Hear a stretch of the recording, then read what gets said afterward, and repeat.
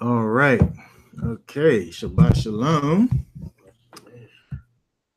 Shalom. We are back. We are going to be getting back into the Torah portions.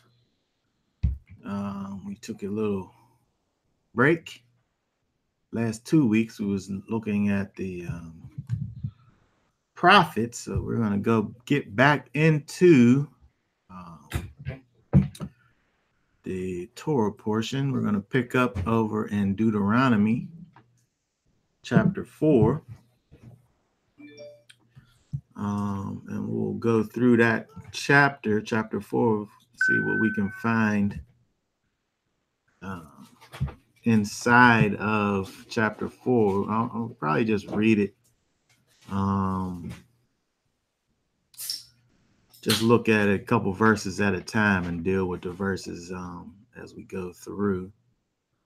I'm going to put the text up on the screen here.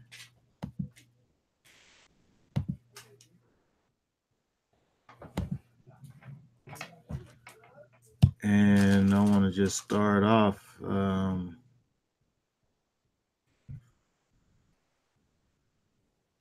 Let's actually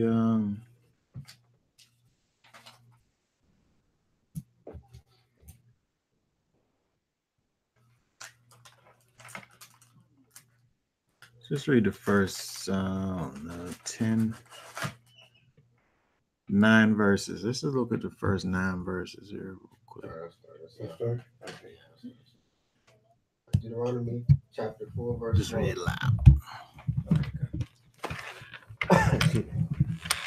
And now, O Israel, listen to the laws and the right rulings which I am teaching you to do, so that you live and shall go in and possess the land which Yahweh Elohim of your fathers is giving you.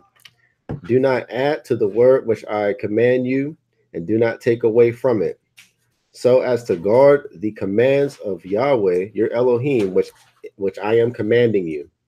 Your eyes have seen what Yahweh did at Baal Peor, for Yahweh your Elohim has destroyed from the midst all the men who follow Baal Peor. But you who are clinging to Yahweh your Elohim are alive today, every one of you.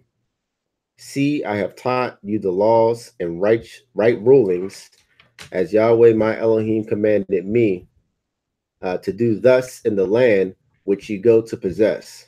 And you shall guard and do them, for this is your wisdom and your understanding before the eyes of the peoples who hear all these laws. And they shall say, only a wise and understanding people is this great nation. Uh, for what great nation is there which has Elohim so near to it, as Yahweh our Elohim is to us whenever we call on him? And what great nation is there that has such laws and righteous right rulings, like all this Torah which I set before you this day? Only guard yourself and guard your life diligently, lest you forget the words your eyes have seen, and lest they turn aside from your heart all the days of your life. And ye shall make them known unto your children and your grandchildren. All right. So when we look at Deuteronomy in general, we see where Moshe is dealing with the people as they are about to go over into the land. So he has all of these instructions as kind of a parting instructions because, of course, Moses isn't going in, right? So he's sending the people off into the land, and he wants to give them these last instructions, right? So this chapter 4, is really dealing with the idea of the people and the necessity to actually do and keep the commands of the Almighty. So we see a big emphasis put on the commandments really in this chapter. So I wanted to look at a few things that we see within it. It starts off saying, and now, oh Israel, Shema Israel, basically, oh Israel, listen to the laws and the right rulings which I am teaching you to do, so that you live and go in and possess the land. So when we see here, when we talk about this idea of, listening to these commandments, there is a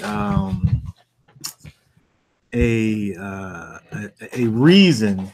A reason is attached to, why you would be doing it. It's just not kind of because I said so kind of a thing, but it's the reasoning behind the thing is to live, right? To live, and not only to live, but to take possession of the land. So when we think about this, I want to look at some of these words here. When we think about, again, we talked about the idea of Shema, probably even just last week when we look at this word listen. Again, in the Hebrew, that is Shema. So we're not just only dealing with the idea of, hearing the laws and the right rulings, but there is, of course, obedience attached to it, right? So, but I'm going to look over here at this reasoning that he's given in terms of, why you're doing it, right? But we can't really see inside of this here. Let me go over to this. Can't seem to pull up that on my Bible thing, my sword. Keep taking me somewhere else. Oh, eastward here. Yeah. Now learn how to use that. Yeah, I get you. I'll show you. Okay, so again, we looked over here at oh, here it is here. That you may live, right? That word there is haya, haya, haya, Haya? haya. Kaya. Well, it's kind of like a Haya. haya, Haya. like l'chaim Mm-hmm. is kind of the same kind of a thing, right? To life, to live, have life, remain alive, sustain life, to live prosperously, live forever, be quick, and be alive. So when you look at this, even here, you can see how this is kind of multifaceted in terms of it's dealing with life, is dealing with living, is dealing with, if you say live prosperously, that would be dealing with the quality of life, right? Living forever, dealing with the quantity of life, right? So this word here, when it's talking about this idea of living, that's silence, man. See, silence, man. When you see this idea of living, right, is dealing with it from all aspects in terms of the quality and the quantity, living forever and living prosperously. So when you think about the people that Moshe is actually even talking to, right, they lived, right? There was others who died, right, in the wilderness, right, because of the fact that they weren't uh, faithful unto the Almighty. So when we think about these instructions, right? The the instructions of Yahweh, the commandments of Yahweh, yes, they are the I guess as an oversimplification, the do's and don'ts of the Almighty. But when you think about what the laws and statutes actually are, they give us the groundwork for the quality and the extension of our life. It shows us how to be pleasing not only to the Creator but to the people around us, right? How we dictate our life, how we live our lives. So it's a literal kind of a thing when you think about the idea of keeping the commandments so that you may live, but it's also a spiritual thing in terms of being on the right side of the creator of life.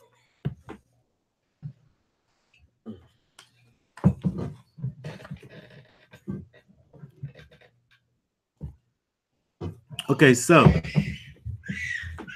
when we look at the second verse now, and look at the second verse, which is speaking in regards to the commandments, you shall not add unto the word which I command you, neither shall you diminish or take away from it. Right? When we look at this word add, it really just means to add.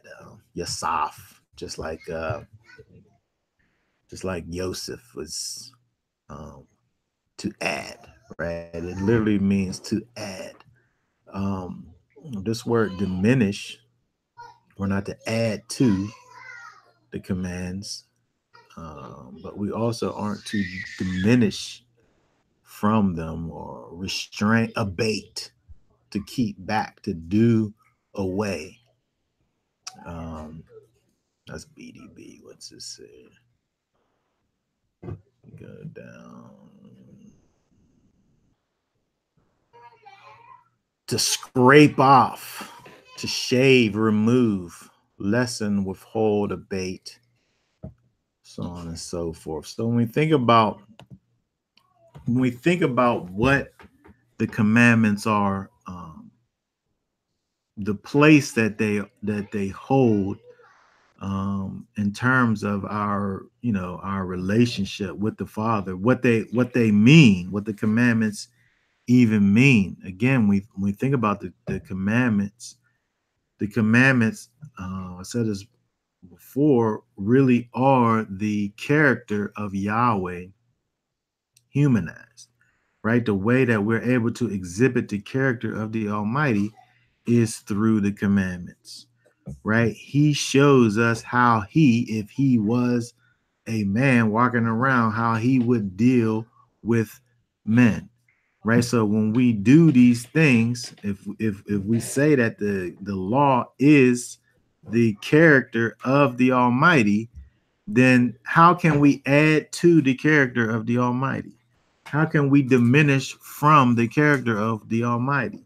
If we're supposed to be perfect as he is perfect, if we're supposed to be walking in his character, who are we to say what is or what isn't something that's connected to his character, right? We can't come up with our own uh, ways and say, this is how the Most High will have for us to be, right? We don't have to do it, first of all, because he's already done it for us.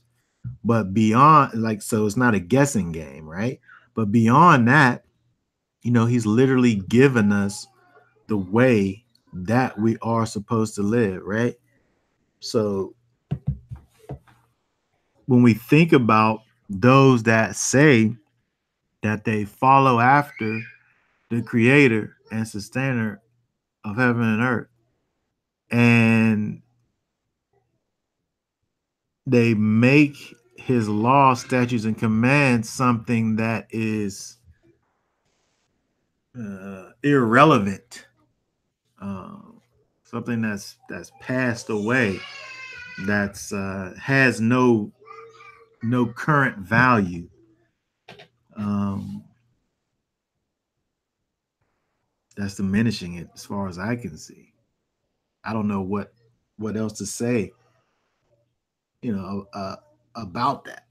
If and when we look at what we know of as the people that follow after the the God of the Bible, the majority of those people diminish from the commands of the Almighty. Does anybody have any thoughts about that? That's right. Now,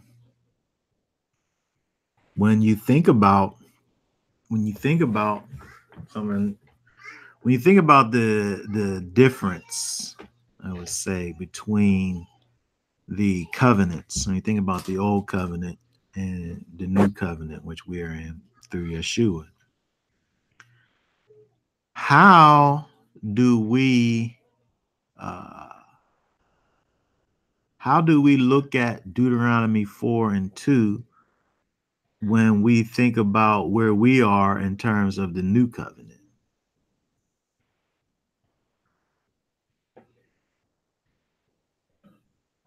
Question mark.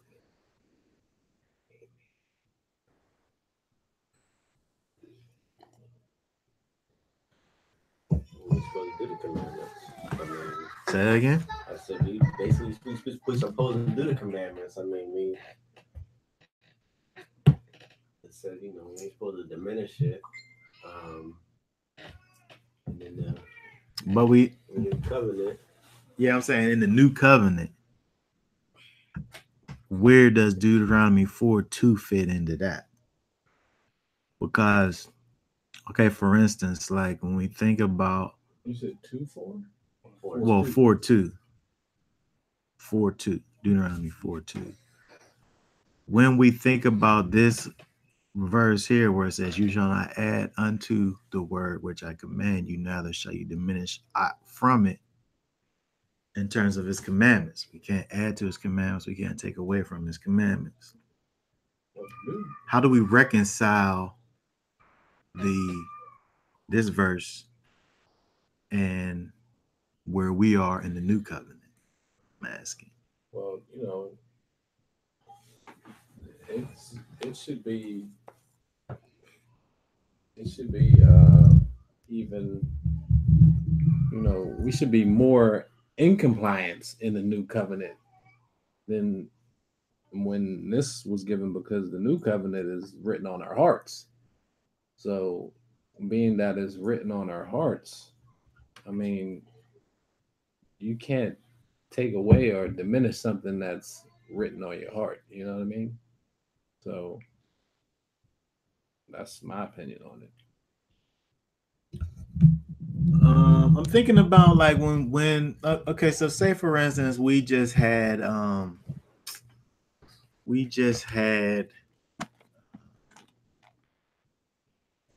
trumpets. We just had the Feast of Trumpets, right? So when we keep these different feasts, connected with these feasts are various things that we do that were commanded to be done in and with these feasts. So when we have these things, I'm saying when we look at this and it says not to take away, not to diminish from these commands, when we look at these feast days, we kind of do them kind of in a commemorative way. But aren't we kind of scraping away from what was commanded?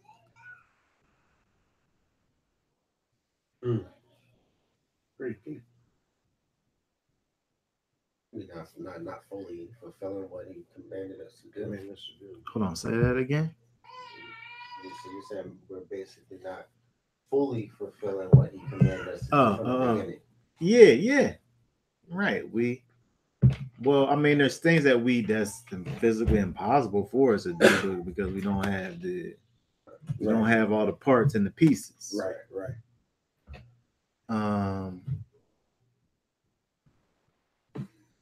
But all I'm saying is that how is that reconciled? How is that reconciled? Because whether it be, out of the fact that, we don't have these things or we don't think about certain commands, whatever the case may be, there's still kind of a diminishing going on. So I'm asking, how do we reconcile verse 2? Because it seems as if we're doing this thing that actually violates verse 2.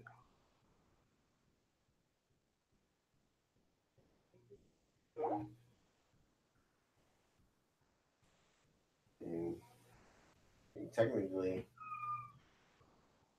without all the working pieces, I mean, you can't really do what exactly it says, like what he initially commanded us, in my opinion, because you need those pieces. And I mean, through Yeshua, I mean, I guess for lack of better explanation, like maybe through the Spirit. I mean, but I mean, a lot of the commandments are an actual physical thing, but you can't. I mean, it's always going to be diminished until we get restored back to the place where we could do all that stuff exactly as he commanded it.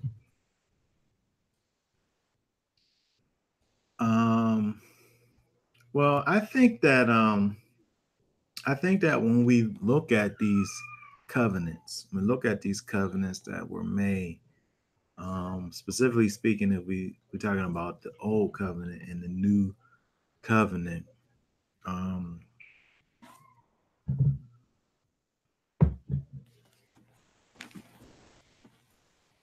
if you rework the contract,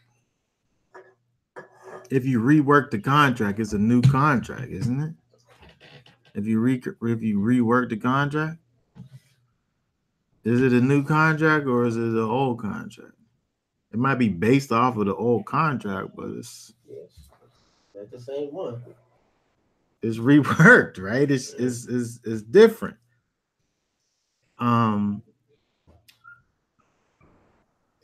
When we look at what the new covenant is, it's not something that's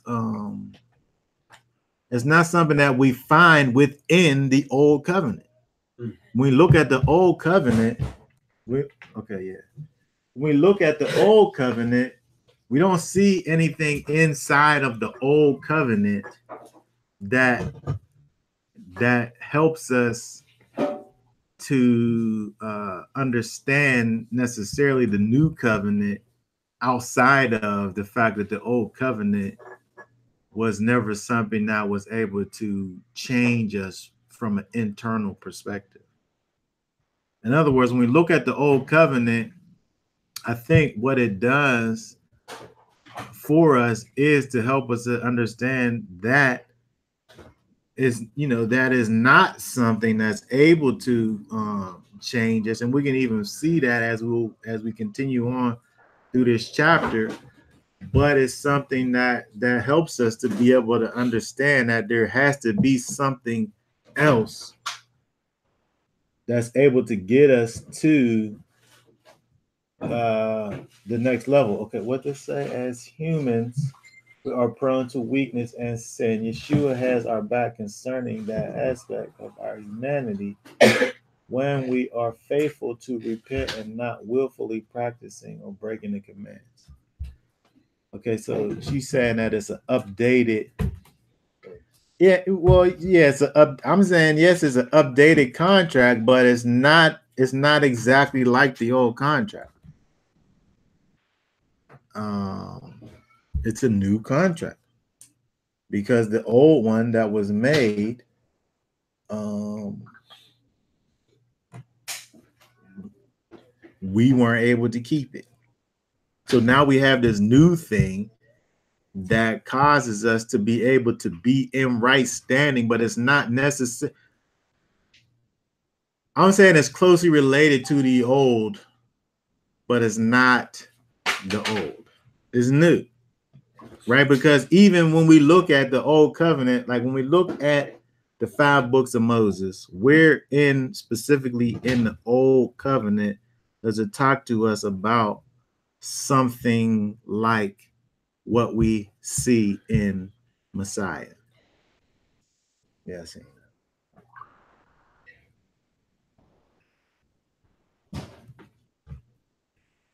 I don't know where that's at. It's not there, right? We see because of, when we look through the scriptures and we see because of the failures of the people that the Most High inside of time eventually gets to the place where he says, I'm going to do this new thing for you. Right? That's what we see when we get over to the prophets and we get to the place where Israel, has continually fallen to the ways of their surrounding nations, right? Where he gets to the place where I'm going to do this other thing with you. That's going to cause you to do certain things, right? But I'm saying that there is a distinction that is made, but we can't take the distinction so far where we forget about what the law is fundamentally, which is again the character of the Almighty. Right? It's not exact. It's not going to be exact because we can't do those things, right? And even when we think about where we will be kind of in a restored kind of a situation,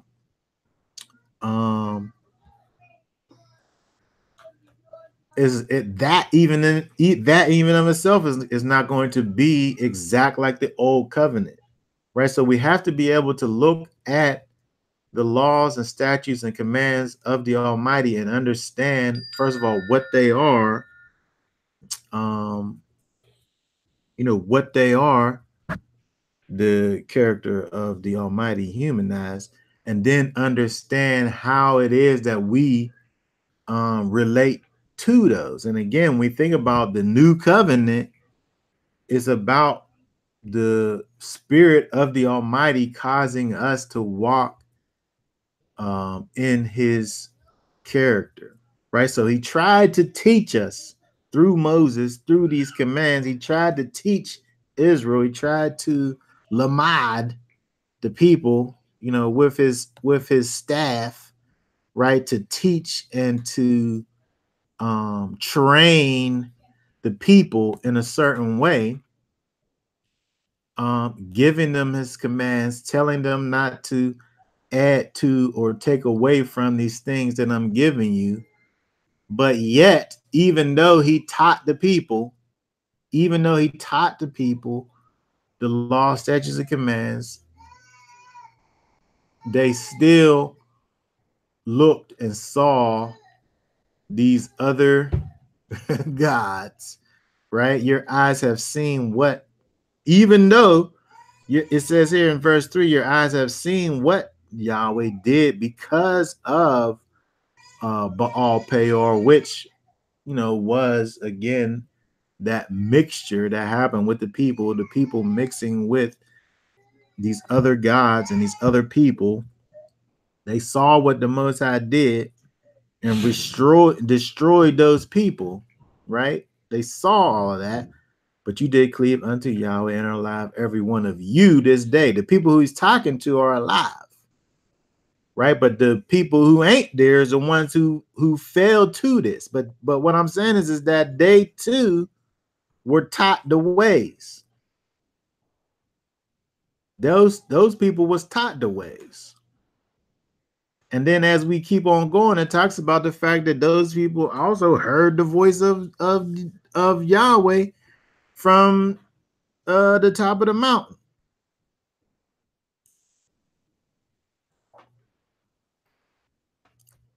But I think what I'm trying to bring out here is the fact that there is definitely a distinction that is made between the old covenant, which we aren't a part of, the old covenant, and the new covenant, right? Because when we think about, again, the new covenant and we look at the things that Yahweh told to Moses, he didn't talk to these people about how their hearts was going to be changed, right? He never talked to them about that, right? That was after the fact. So even though we do have this distinction, even though there is a differentiation between the old and new covenants, we also have to be able to realize what the similarities are in terms of what it is that the law represents, which is, again, the character of the Almighty. Yahweh gave the law to Moses for him to give to the people, to train the people in a certain way. But because of the fact that, we as human beings, being that we are written with sin, right? We actually need to be spiritually changed and renewed in order for this thing to work, basically.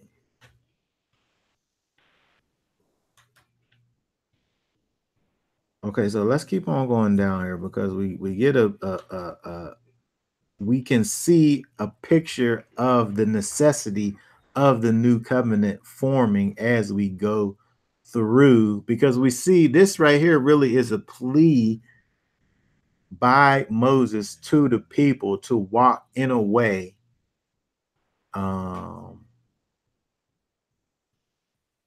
that's acceptable unto Yahweh. It's a plea from Moses to the people. Let's see here, verse 5. Behold, I taught you statutes and judgments, even as Yahweh my Elohim commanded me, that you should do so in the land whither you go to possess it. Verse 6. Keep therefore and do them, for this is your wisdom and your understanding in the sight of the nations. So when we think about, again, we talked about this word here, keep, which is shamar, I think. Here, let me just, yeah.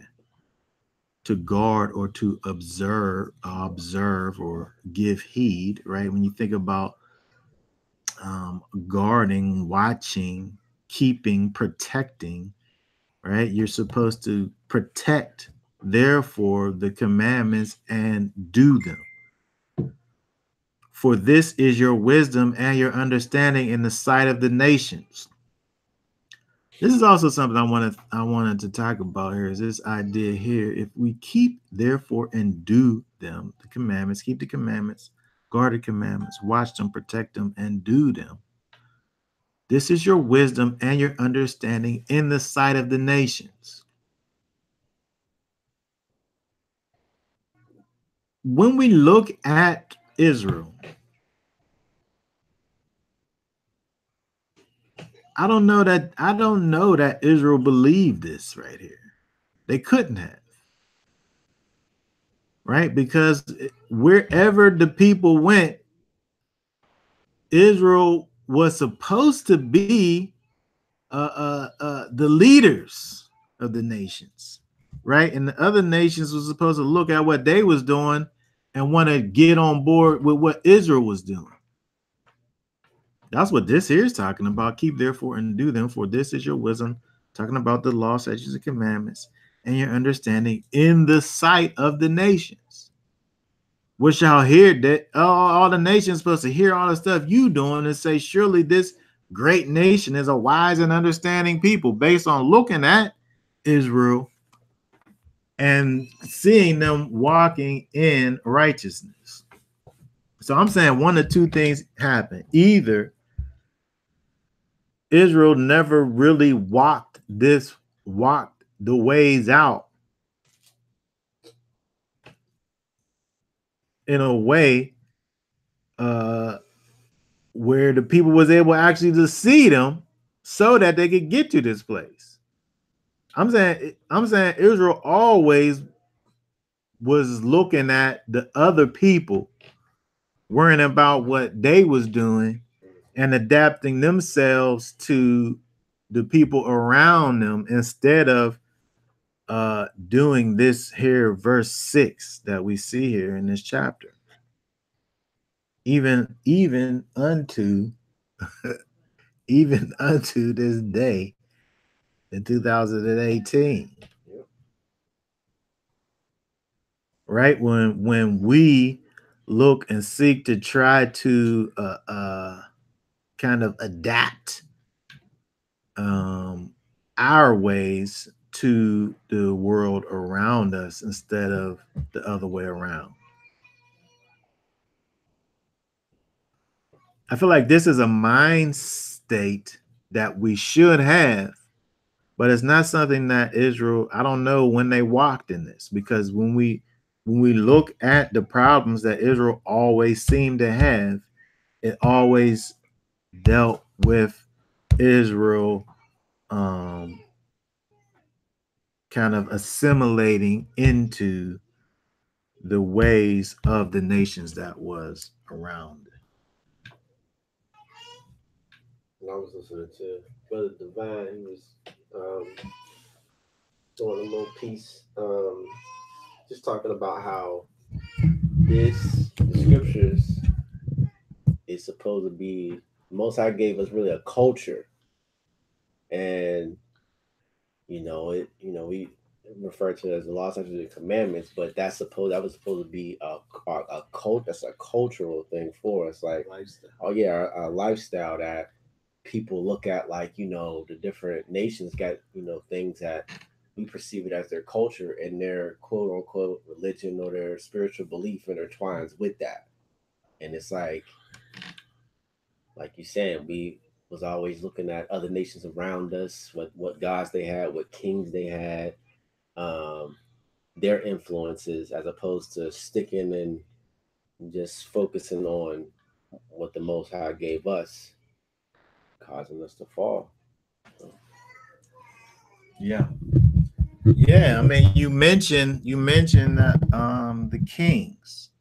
Yahweh didn't never want for Israel to even have a king. Right. In fact, he said, I'm your king. Don't go up here and make yourself a king like these other nations. But I know you're going to go ahead and do it anyway. So when you do that, do it like this. Yeah. So in other words, he gave the people a commandment not to do something.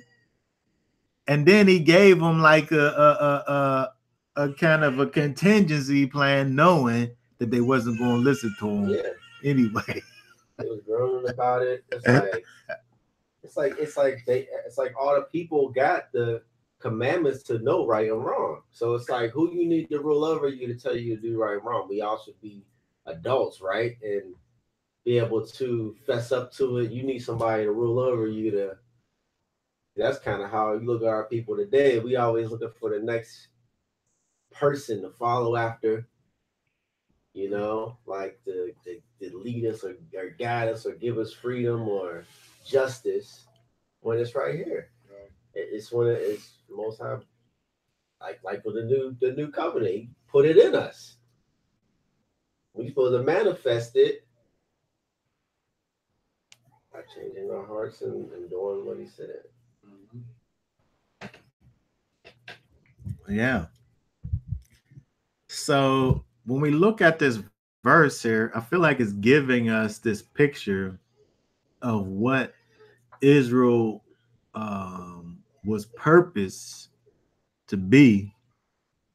And when we look at this, actually, again, when we look at this, we're able to see the fact that Israel didn't live like this, the fact that they didn't allow these laws, statutes, and commandments to actually be their wisdom and their understanding in the sight of the nations.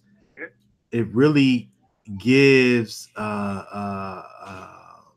it sheds light on, again, the necessity for the new covenant to come, because it didn't matter that they knew what it was that Yahweh wanted for them to do. It didn't matter that they physically heard the commands and knew what it was that Yahweh was asking of them.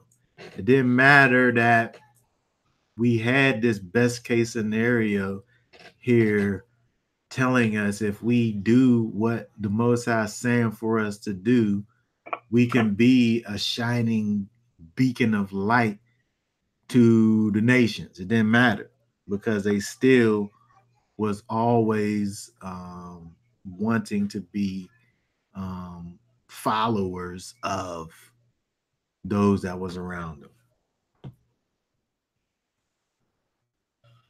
So when we keep on going, we see again Moses is making the case for the Almighty and walking in righteousness. What nation is there so great, who hath an Elohim so nigh unto them, as Yahweh our Elohim is in all things that we call upon him for?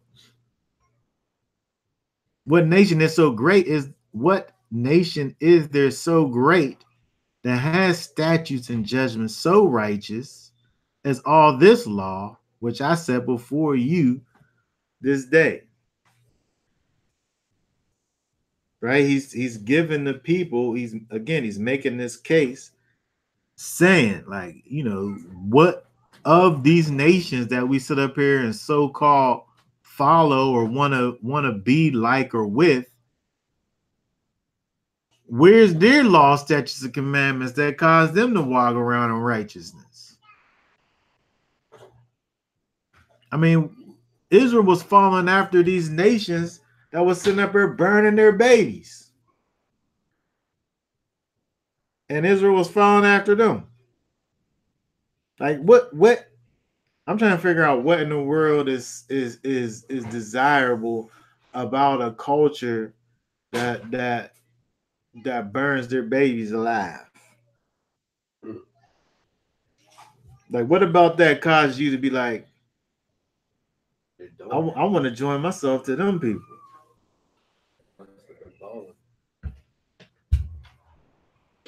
People are crazy. People are crazy. Right? But I'm trying to figure out, like, what is it? What could it have been that caused them to look at those things and those things to be those, and for them to be desirable? I'll tell you, because they probably was living good. I can't accept that. I can't accept the fact that if somebody sit up there and say to me, I'll give you all these golds and riches and you can live in any place that you want to be at, and all you gotta do is just sometimes offer up some of your children to this God by burning them alive. I mean, they do can that. you fathom that? They do that to this day. I'm trying to figure out, can you fathom? I mean, would I do that? Of course not. But you have people. I mean, how can you? It's unfathomable to me. unfathomable. People, what you think about, all right, let me say this. All of the men that you see out here that have abandoned their children, is that just not like burning their children? They basically have turned their back on their own seed and left them to die. Is that true? Hey, go ahead, break that down a little bit. What you saying? So basically, you have a world full of people who are getting abortions, Yep. who are, you know what I mean? So all of these things are happening, and it's our culture. I mean, they say the black people in America abort 40 million babies a year. So that's just like offering them up in fire. They're killing their own seed. So this is I can see it. I can't see it for myself, but I could see people doing it. Yeah, it's happening today. Right. Yep. That's yeah. So basically, I brought up the point how Black America is aborting 40 million babies a year. Yeah.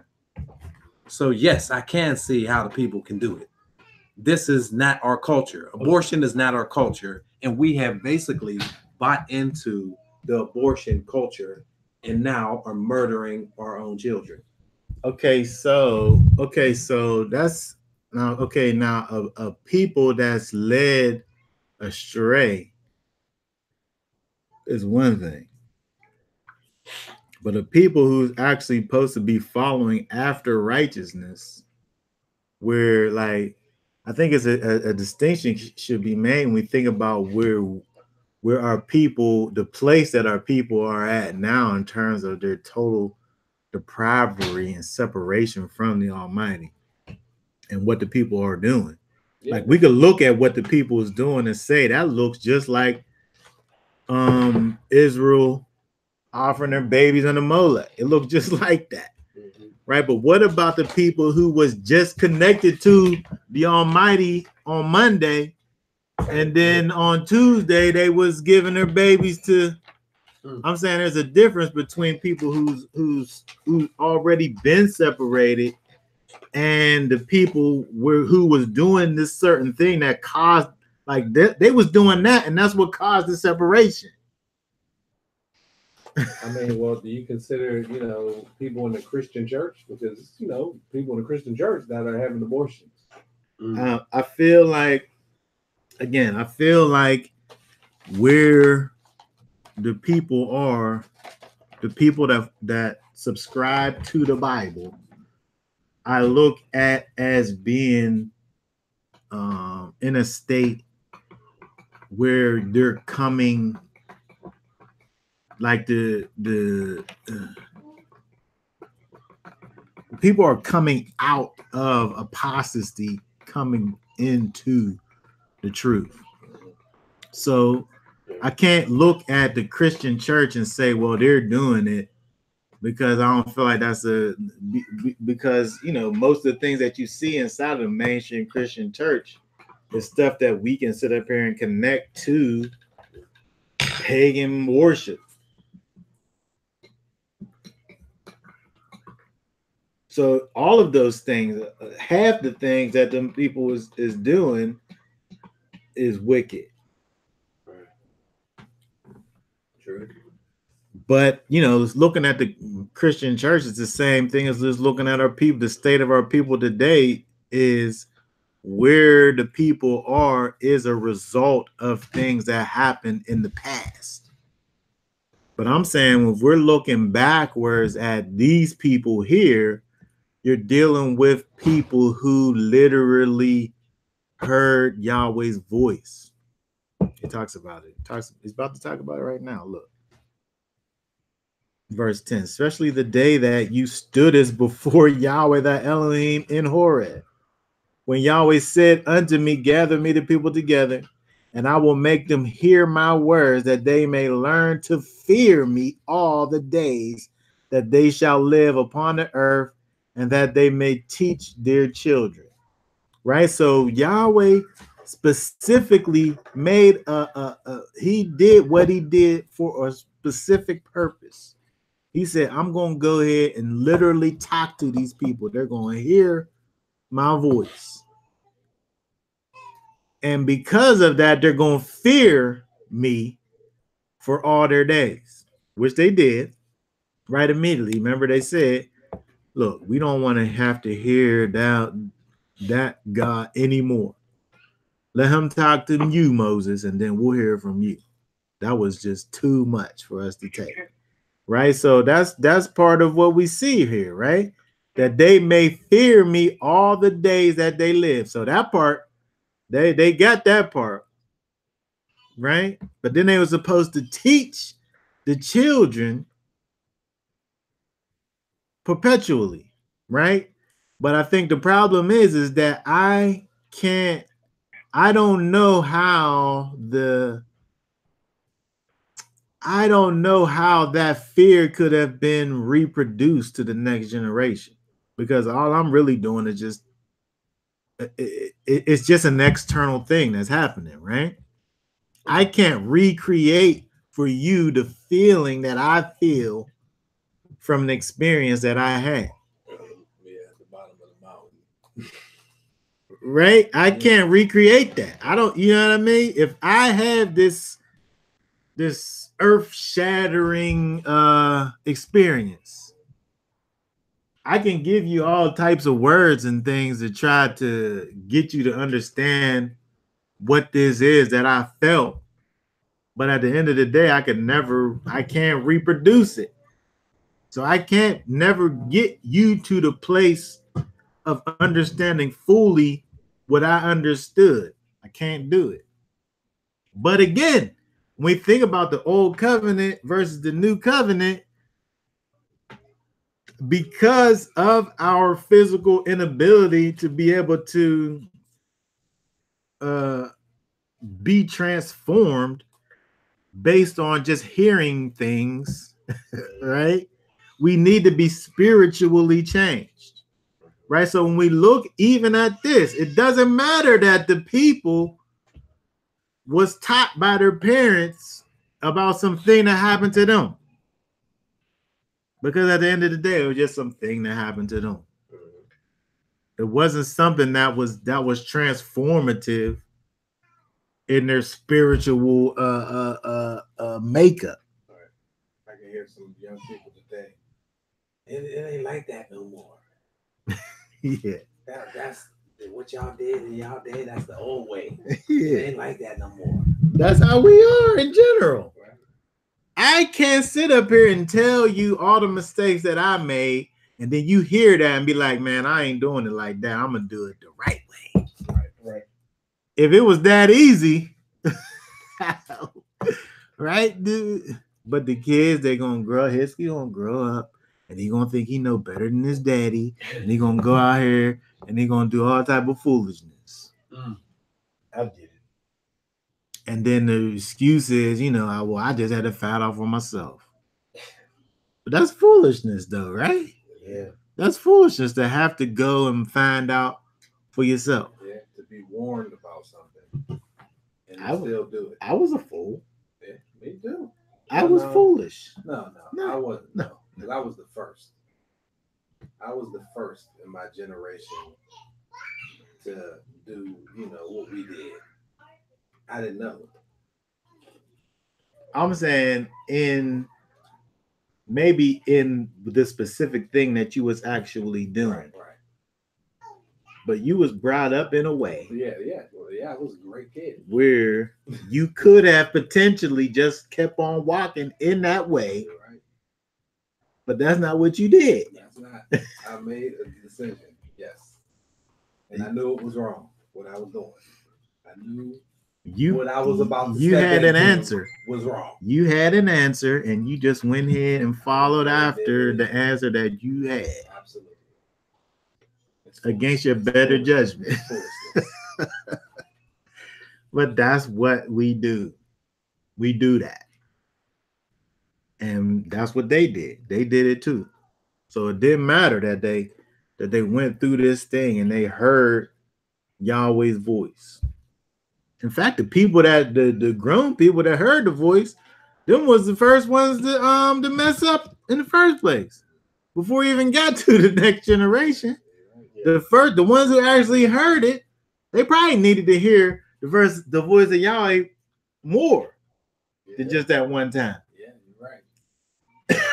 So they would have that fresh reminder. Yeah, where that old fear that happened, right, however many years ago that was, that wasn't good enough. Yeah, it's almost like out of sight, out of mind. If you don't hear Yahweh's voice, you kind of forget. You forget that fear you had.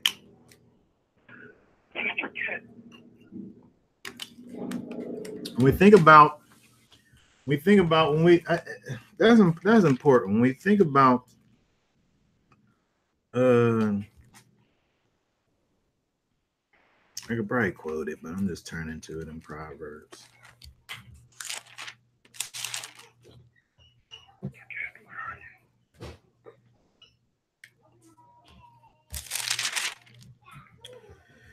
Proverbs chapter 1, verse 7 says, the fear of Yahweh is the beginning of knowledge, but fools despise wisdom and instructions.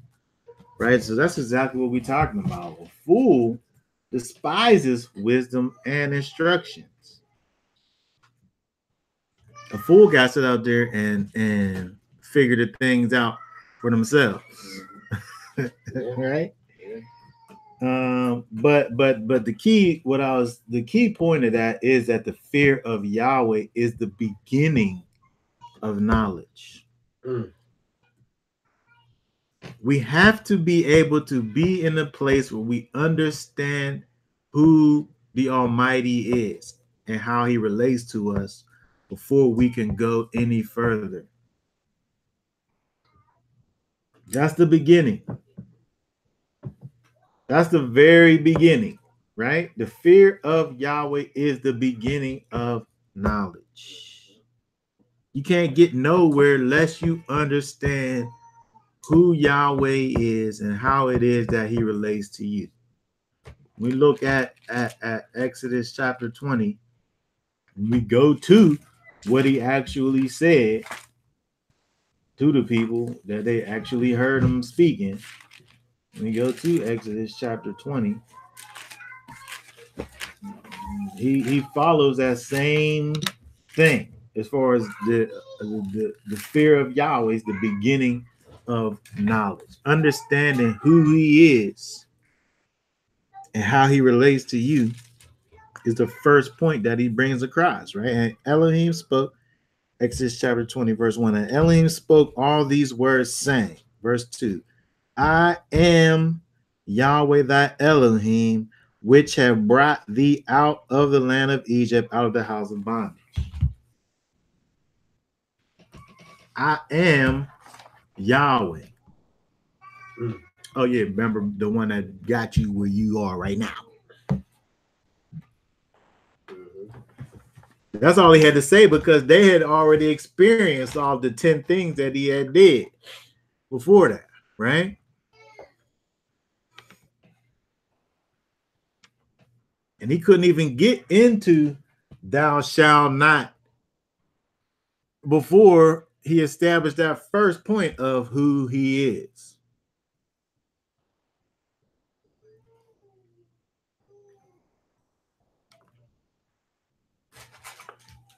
So when we look at Deuteronomy chapter 4, Moshe, he's bringing that out, right? Verse 11, he says, and he came near and stood under the mountain, and you came near and stood under the mountain, and the mountain burned with fire. They seen all this stuff, right? In the midst of the heaven with darkness, clouds, and thick. There was darkness and there was thick darkness, right? They saw all of this stuff. Verse 12, and Yahweh spoke unto you out of the midst of the fire, and you heard the voice of the words, but you saw no similitude, only you heard the voice. It's almost like the Wizard of Oz. where they heard the voice. You know what I'm saying? The Yeah. fire, the smoke, and all of that Yeah. stuff. And they was afraid. Yeah. Right? But the difference is when they was able to establish an intimate relationship with the wizard, right? Then it didn't hold up because he was just a guy. The difference is now when we are able to understand who Yahweh is, well, there ain't no letdown. Right? But the same process is involved. There's that initial like, whoa. But then the more you get to understand who he is, that just gets deeper, like instead of falling off. Right. Like with Richard Pryor. That's the only one that matters. Oh, right?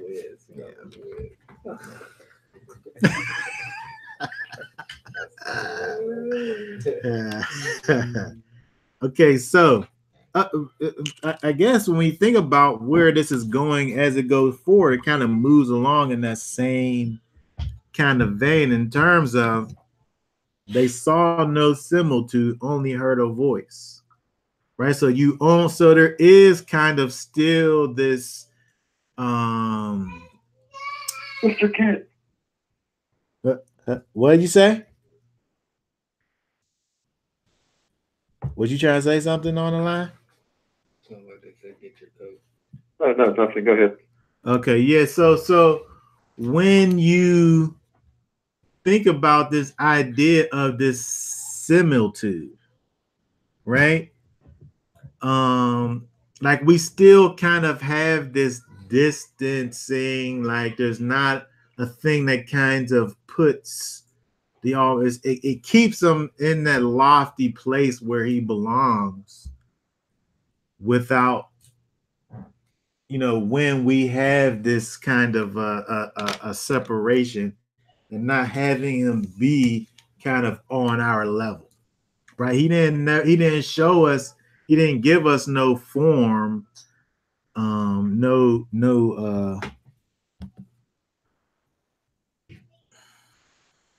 oh wait, I'm on the wrong thing here. Here we go. He didn't give us a form, image, or likeness, or representation, or semblance. All we did was just hear his voice. What I say? They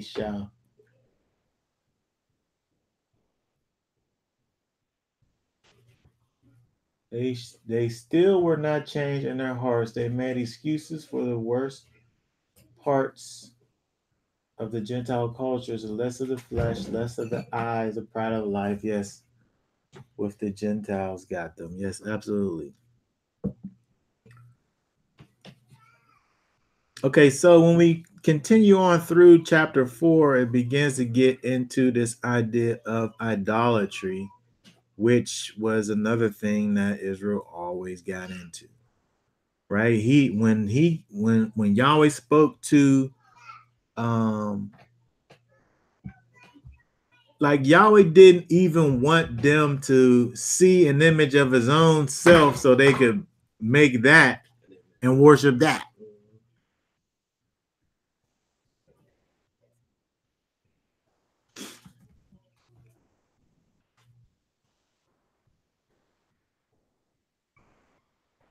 Okay, and he declared unto you his covenant, which he commanded you to perform, even the 10 commandments, and he wrote them upon 2 tables of stone. And Yahweh commanded me at that time to teach you statutes and judgments, that you may do them in the land whither you go over to possess it.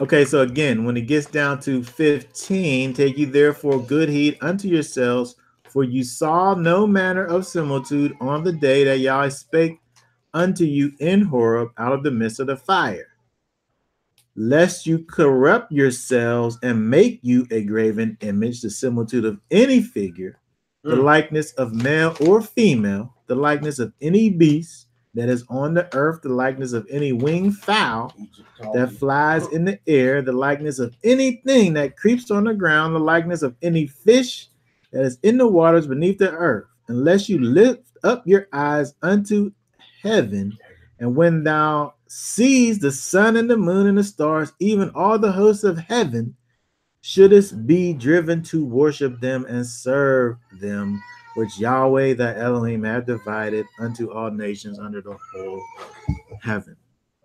So when you think about this, right, it's interesting. It's interesting when you look at these things that Yahweh's given, these commands that Yahweh's given to the people, because Moses is telling these people exactly what not to do. And then the people really just go straight away and do it, don't they? It's like he's just doing the exact opposite of what it is that Yahweh said for them to do. Man, it's like when you're going through this, I'm just like, just a flawed people, man. Just like, just couldn't follow no direction. Like, to this day, even in Ezekiel, Jeremiah, I believe, third chapter, he talk about how if he went to another nation, they would have listened to him. But we, yeah, if he was sent to anybody else, they would have listened. But us, we find every kind of way to not do it, or just to do the exact opposite. Yeah. I mean, when you think about Christianity, like not even to talk about. When you think about the picture of JC, right? Right? Not even to get into the things that's behind the actual picture that we have. But I'm saying any picture, according to this, is something that's forbidden. Because now that we've had this picture, when you think about JC, you think about that picture. You think about that picture. They done put that thing in our mind so much that how you can separate it now. Yeah, I can. Not very easily. Yeah, it don't pop in my head at all. That thing isn't, well, okay. Like what? If somebody say to you, start talking about Jesus, we've had that picture ingrained in our brains. That's associated with it. That's where you can see a white dude walking down that look kind of like it, and that'll pop in your head. You'll be like, like that's how bad it is, you know. My thing is this like there has to be a conscious effort to erase that thing that they put in your brain. Right. Yeah. Because they definitely put it there. They definitely did. And he's saying for us that can't be so. But we got these people who we got the same book. Man, that's crazy. It's the same book. It's right in there. This ain't no secret scriptures or nothing. This is right here.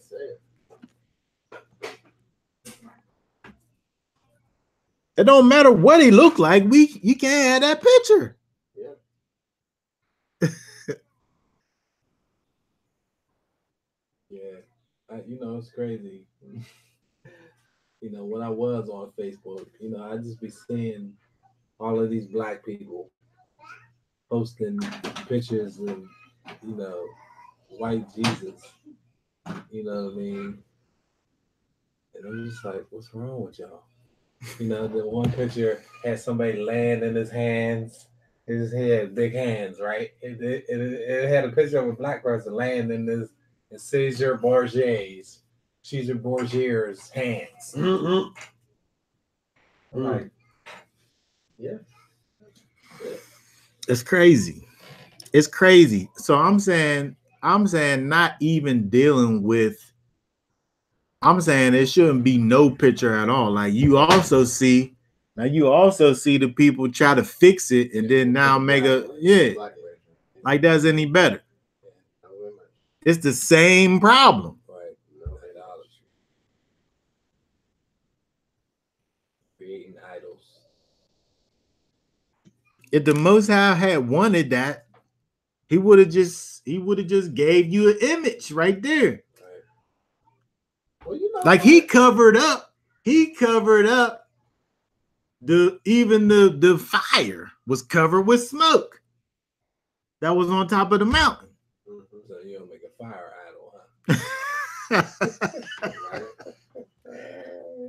So he covered up even the thing, the manifestation of itself, which was the fire. Look, it says it was in the midst, right? And then around the fire was the smoke and the clouds. So you couldn't see nothing. I mean, I can just imagine, man. That'd be something to witness. And I'm sure it was like a terrifying event. Yeah, well, they said it was scary. Yeah. But the thing about it is that we here can sit up here and look at that and be like, man, if I was there ain't no way I would go against that. Ain't no way. Yeah, I would go against it. If I was there and I heard all of that stuff that happened. Because again, we can the next generation, the generation down, they was there, they just wasn't of age. But I would believe that if you said that, or one of us said that, I would believe that. Because we here right now, we ain't seen it. I know, we here right now. The difference is again, is that we are in a time when we on the back side of the new covenant, where it's not anymore just based on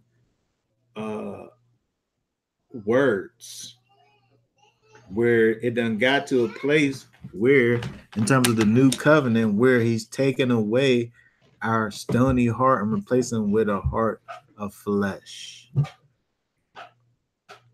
Right? So if we had to worry about just being able to kind of contemplate a thing about it from, just from a carnal perspective, yeah, that's where they was. It makes sense for you to say, well, yeah, if I would have seen that, I would have been doing this and that. But these people, not only did they literally hear, like if you talk about 20 and up died. So you're talking about somebody, just a person who just was underneath, just a 19-year-old person, where they got their full kind of, remember your brain at 19, like you was pretty much able to understand adult things as a 19-year-old person, right? You just heard the creator of heaven and earth. Forget about the fact that you just seen all the 10 plagues too that happened that got you there in the first place. Right. And then you seen the sea split in half and you walked through it. And then you seen that thing collapse back on the people that's chasing you.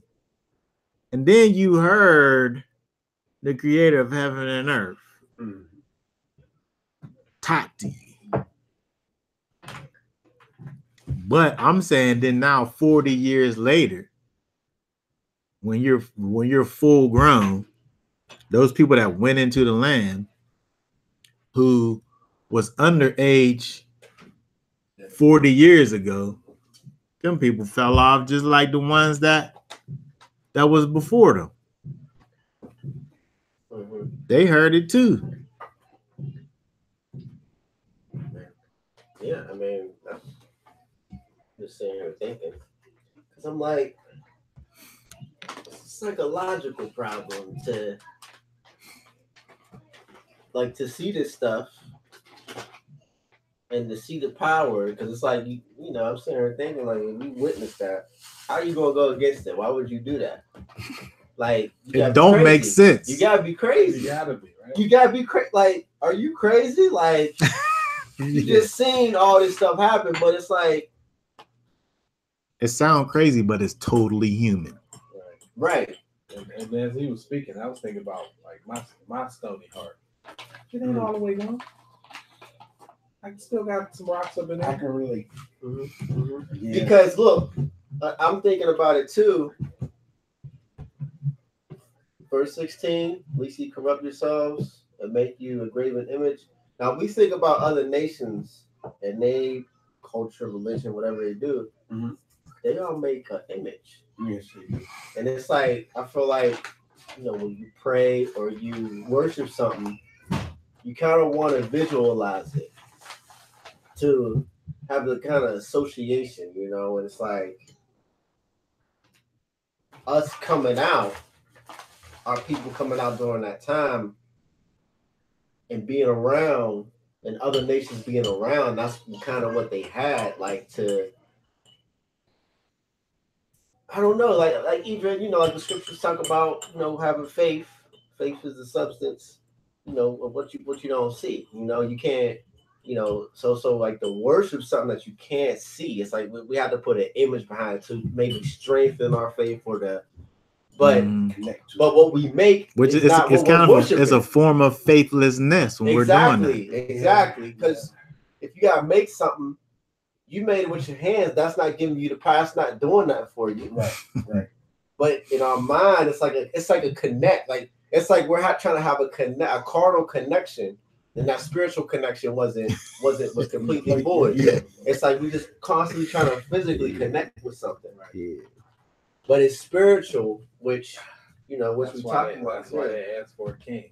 You know what I mean? Yeah, They had the spiritual, it's like a creator void of the universe. Yeah, and they're like, no, we want a king. We want somebody we can touch and somebody. Something tangible. But that's perversion, though. Yeah, It is. It's crazy. But inside of the old covenant, Yahweh made provision for the people's perversion, knowing that the people is just perverted. Yeah. And my thing is like, I'm thinking like, just imagine, living in a time where you were that close to Yahweh, right? And then you had, like for instance, us right today. All right, we're coming out of, bondage and all of that, and coming out of, the judgment.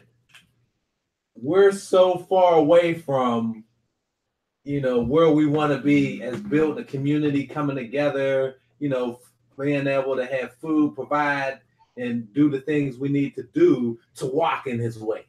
But they were right there. They had the community, they had all of that stuff, and they still was jacked up.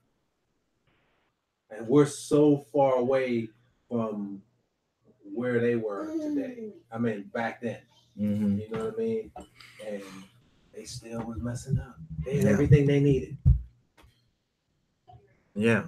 And again, when we look backwards, at those people, and even though they had all of these people who were like-minded, right? They had the law, statutes, and commandments. They had everything that Yahweh told for them to do.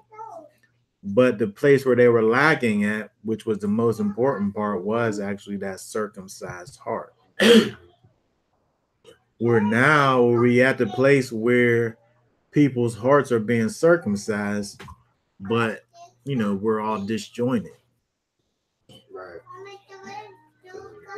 Yeah.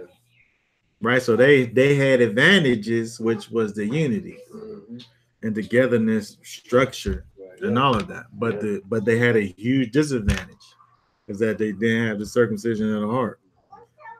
So now on this side we have the circumcision of the heart, but we don't got none of the other pieces.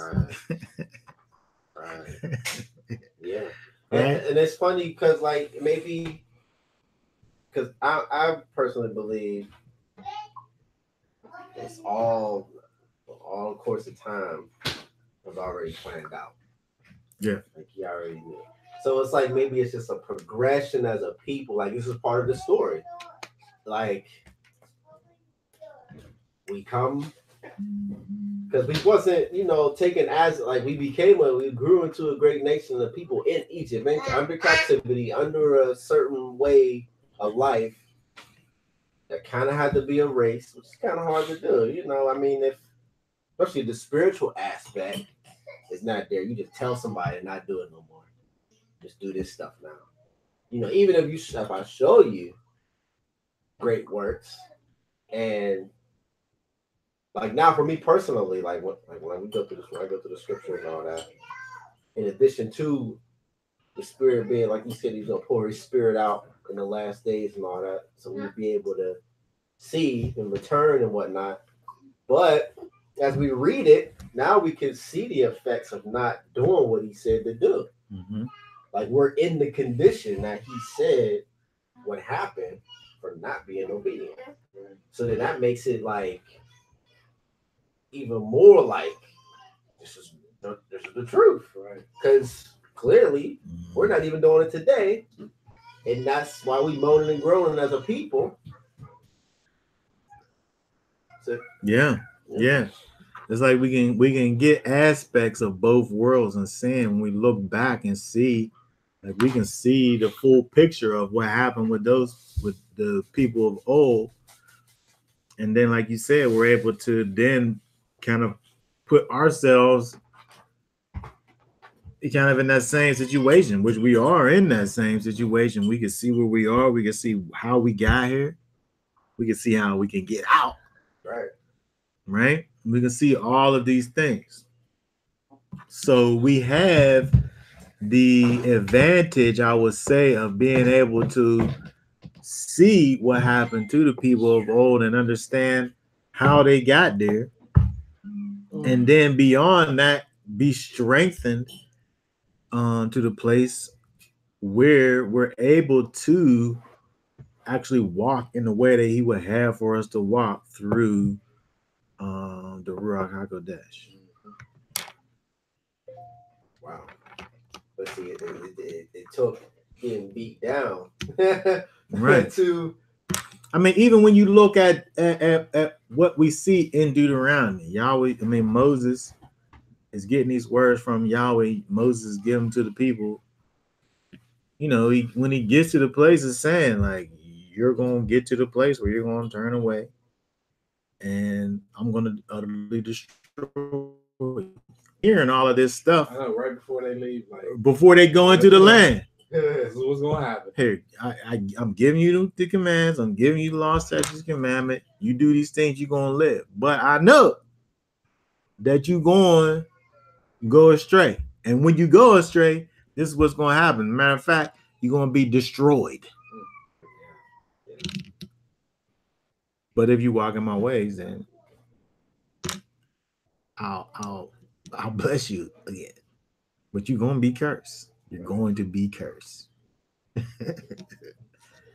That's crazy, ain't it? Yeah. I mean, but again, it shows it from us being on the outside looking in, from us being in the context of the new covenant, understand what the new covenant is. It helps for us to see how looking at the old covenant and everything that happened inside of it helps us to understand and even accept the new covenant, because we see that the old covenant don't get us to the place where it needs for us to be at. It don't get us there. And we can see that through all of these things that we sit up here talking about. Because we can't rationally even understand how these people could literally look at these things happening and experience all of these things, and it don't have no effect on them. Where we are right now, looking backwards, we can't even fathom it. We can't even understand. How could you sit up here and you heard the voice, like you heard it? How could you go astray? But when we look at this, it shows us really the necessity for there to be a spiritual change inside of man. Exactly. Spirit, because we got the spirit descended on us now. We look at it, we like, okay, like why aren't you doing this? Or it seemed crazy, but they didn't have that spirit to motivate them to keep the commandments with it. They keep going.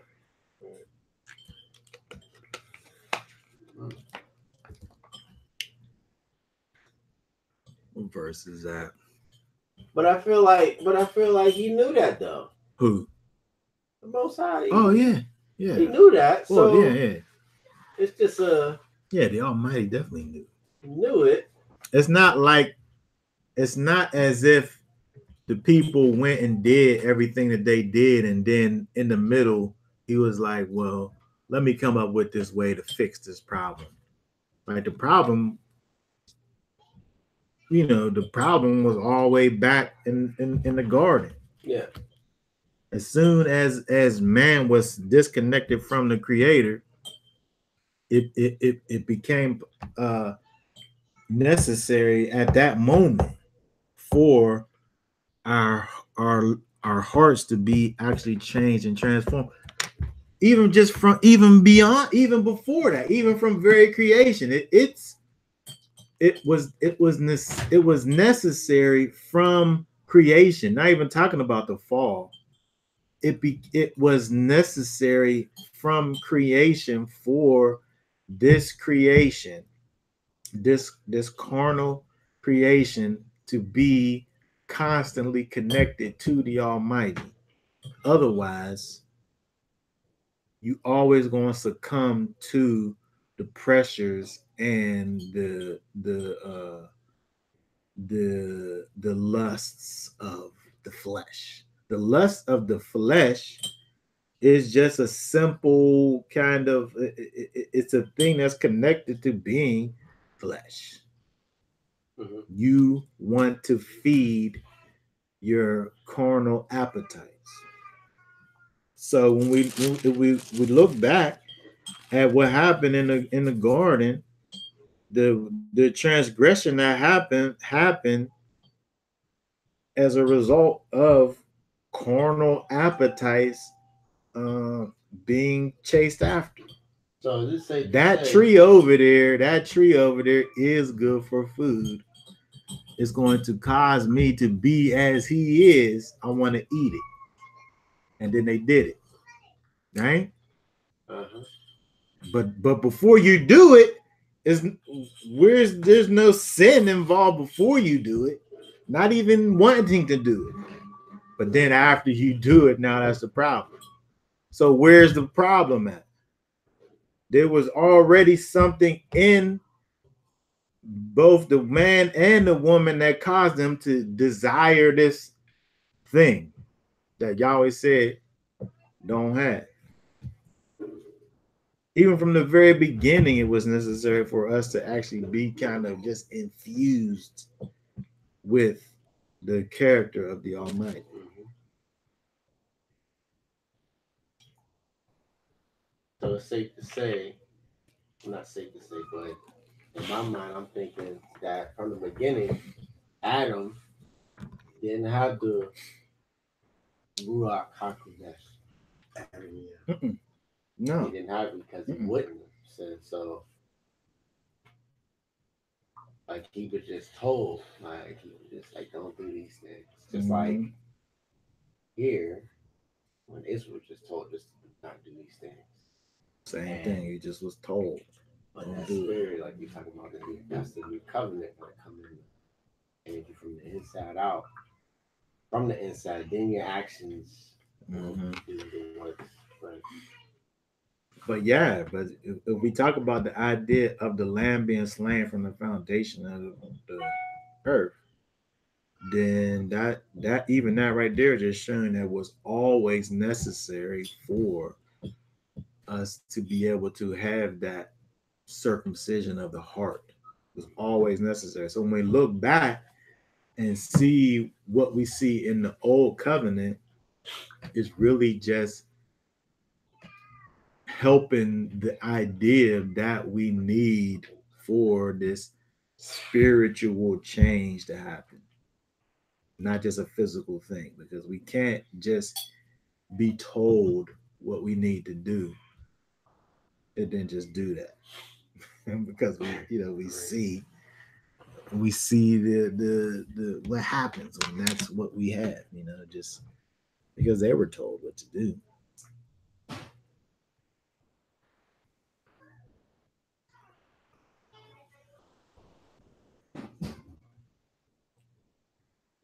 So when you think about, look at verse 20, chapter 4, verse 20. But Yahweh said, but Yahweh have taken you and brought you forth out of the iron furnace, even out of Egypt. So it has Egypt being described as this iron furnace. Right? When we think about this idea of this, what's this word? Iron, ore, material, furniture's tool, iron, harshness, strength, oppression, figuratively. That's interesting.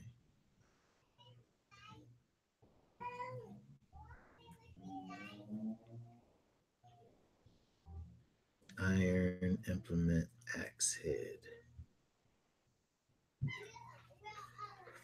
I was thinking about just this, when you think about iron, this heaviness, this thing that's really these all of these different materials that's based off from the earth, right? These earthen materials that you put this fire under, and it cause them to be hardened, right? You put them in the furnace, and it just kind of intensifies the things that are inside of it and brings it to a place really of just ultimate hardness, right? When them people started making iron weapons, those was the ones that was like, those was the conquerors, right? When they had those extra hard weapons going around and killing people, right? These instruments of war and so on and so forth. But thinking about the idea of this iron furnace, this place that's making this iron, this place that's taking these earthen things and concentrating them and bringing them to a place of ultimate hardness. But that's the place that Yahweh's taken Israel out from, right? We already think about Mitzrayim, that the place where, when we look at the ancient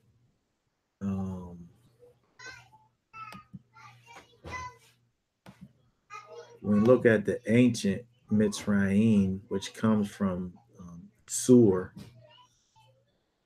which gives us a picture of the. Let me just get to it here. Sur is this. Oh wait, that ain't it. It's Mitzur. Oh, here's a word right here. Sur, which is the man laying on his side, the tzadi, with the nail, with the tent peg in his head. Right? When we think about the idea of being connected to the earth, which is really the same kind of idea we get with this idea of this iron furnace, being connected with carnality, being at the place of like the epitome of earthenness, right? Taking out all of the imperfections and giving you just pure earthenness, right? Which is carnality, right? So Yahweh, when we think about Israel, Yahweh wants to take us away from carnality, right? He wants to take us away from the desires of our flesh. He wants to take us away from all of these carnal earthen desires that we have, right? And that's what he did, right? He has done it, right? But Yahweh has taken you forth out of the iron furnace, even talking about Egypt, to be unto him a people of inheritance, as you are this day.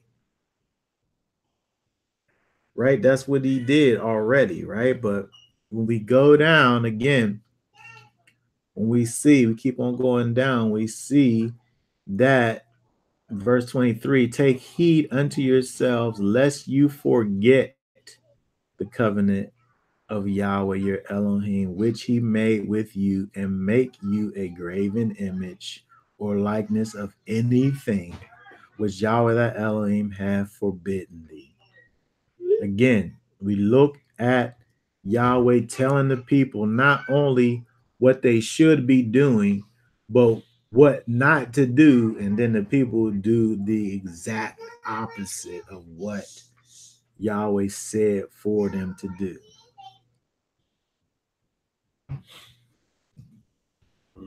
Even though we see that Yahweh's telling for these people to go and to teach the children, when you shall beget thou children and children's children and children's children, and you shall have remained long in the land, and shall corrupt yourselves and make graven images, even though I just said up here not to do it, and shall do evil to in the sight of Yahweh the Elohim to provoke him to anger.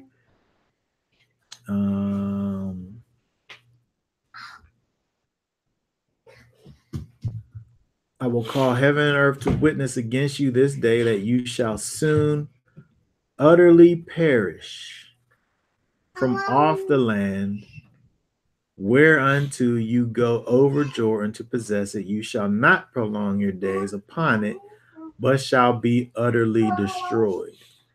Right? So we see this early on, even in Deuteronomy chapter 4, where he's talking about the idea of Israel being utterly destroyed. Like it seems as if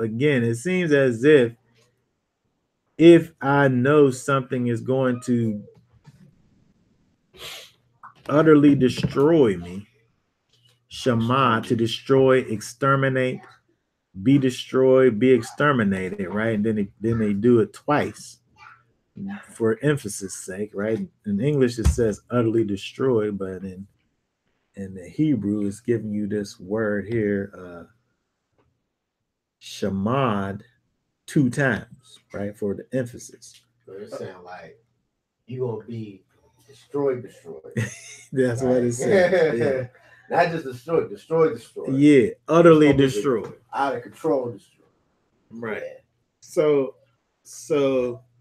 when we think about the state of where Israel is, even today, right, we see that Yahweh said this is what was going to happen, right? But it's showing you, it brings about the necessity for the new covenant, right? When we look at the old covenant, the people inside the old covenant are going to get to a place where they're going to utterly perish. What's this word? As it did it again, right?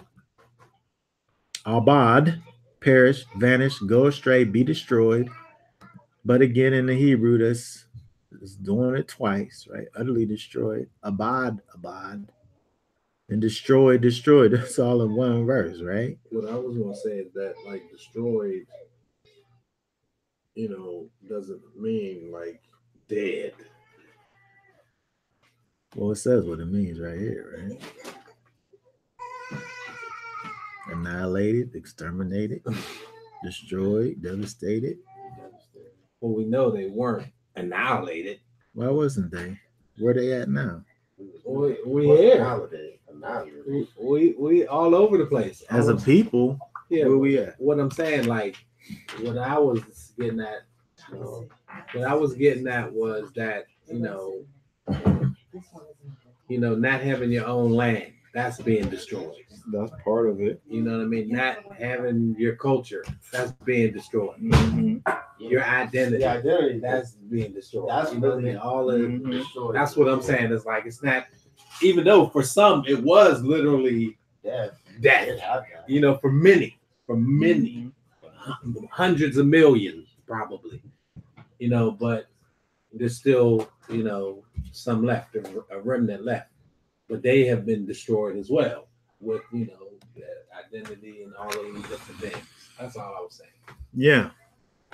Well, I mean, yeah. So, but we see that he said he was going to do it, right? And we can't. I mean, we can't try to lighten it. He utterly did it. He utterly did it. He utterly made the people perish. No, it's not light. It's heavy. It's heavy than a mug. Right? The people is in a state where I'm saying where they at. If I can't see them, then that means they've been destroyed, right? Yeah, Walmart with house shoes on. You know what I'm saying? We got that. House shoes and pajamas. Yeah, That's destroyed, ain't it? That's extra destroyed. And then not only that, right? Not only that, and Yahweh shall scatter you among the nations. It's scattered. And you shall be left few in number among the heathen, whither Yahweh shall lead you. Right? So that's what happened. We real few here. And there, while you there, you shall serve gods and work of men's hands, wood and stone, which neither see nor hear. This doesn't make any sense. Nor eat nor smell. You're going to bake these gods. You're going to make them with your hands from wood and stone. They can't hear you talking to them. They can't eat nothing. They can't smell nothing, but you're going to serve them. That's what we do. We just sit up here and make our little gods however we want to make them. Yeah. Which don't even make any sense. How I'm going to make a thing from top to bottom. I concocted the whole thing in my brain. I get the materials together and manifest it and make it into something, and then I worship it. That don't make any sense. Don't. How did that make sense for me to sit up here? I made the thing up, and then now I'm going to worship it. Like Isaiah 44, how he describes it in Isaiah 44. Yeah, it gets more in depth in there, right? It's their personal savior. That's the thing that the my own personal. Yes, my personal, my own savior. That's when you think about what we see in mainstream Christianity, they've created this God, in the minds of whoever came up with it. And it kind of changes person to person, don't it? Yeah. Like it don't mean that to me. To me, it means this, and I'm gonna do that, right? But when we look at that, right, that's all in the context of what this perversion. That's all in the context of the people being in the state of being destroyed and perished. Abad, and what is this other word here? Shamad.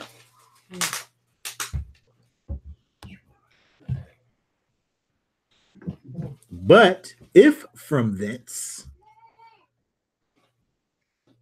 thou shalt seek Yahweh thy Elohim, thou shalt find him, if thou seek him with all thy heart and with all thy soul. When thou art in tribulation and all these things are come upon thee, even in the latter days, if you turn to Yahweh your Elohim and shall be obedient to his voice, for Yahweh thy Elohim is a merciful God. He will not forsake thee, neither destroy thee, nor forget the covenant of thy fathers, which he swore unto you. Right? So he leaves the door open, for his people to be able to turn back to him in spite of all of this transgression that will and did indeed happen to the people. Right? He always leaves the door open and leaves a way back, but it doesn't take away from the fact that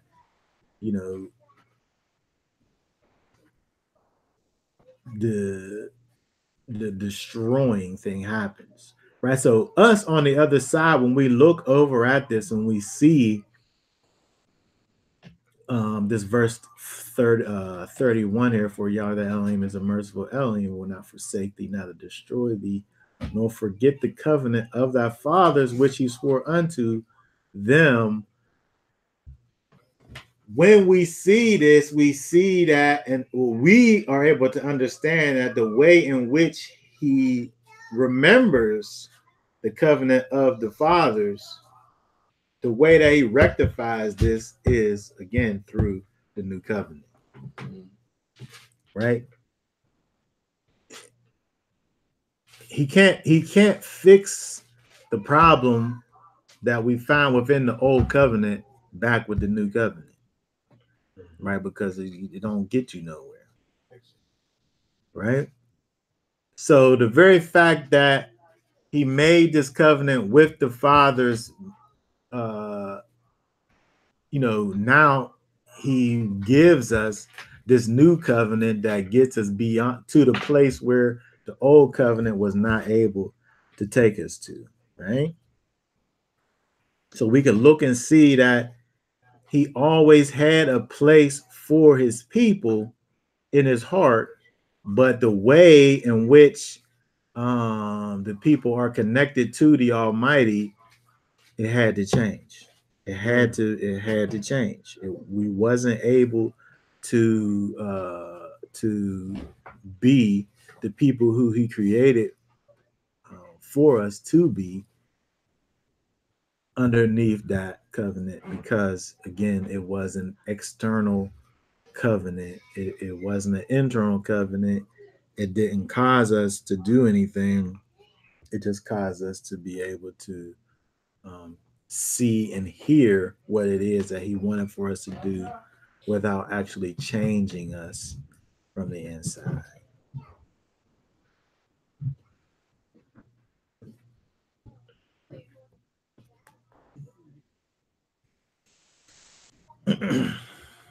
Shoot. Watch another brother. Okay, so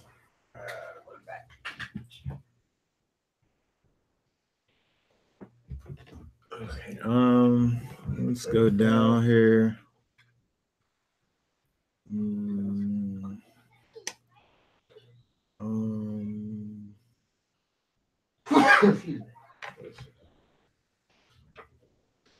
oh, I want to look at. We read this verse. I want to look at it inside of this verse here. Just got finished reading it.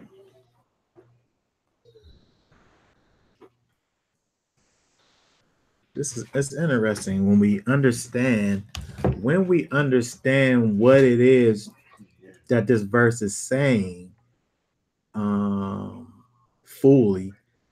Again, even this verse causes us to think about the new covenant when it says, "But if from thence thou shalt seek Yahweh Elohim, thou shalt find him, if you seek him with all your heart and with all your soul." So when we think about this idea, first of all, of the heart, right? The leg, right? That's the inner man, the thing that Yahweh talks about transforming, right? Yahweh talks about transforming this thing, right? Yeah. So if this thing is corrupted, if this thing is this stony rock, right? How am I going to seek after him with this stony rock thing? Right? This thing that's hardened, which has caused me to be in disobedience. Right? We think about stiff neckedness, right? We think about hardness. Right? Hardness is a bad thing. We just talked about the iron furnace that was Egypt. Right? So how are we going to seek him with all of our heart if the thing is stony to begin with? Right. And with all of our souls, this nefesh. Nefesh this is the thing that's causing us to transgress in the first place. Our appetites, Right? Our soul is the thing that's causing us to transgress in the first place. Right? When we sit up here and we live our life based on our desires and our appetites and our passions, right? Our carnal desires.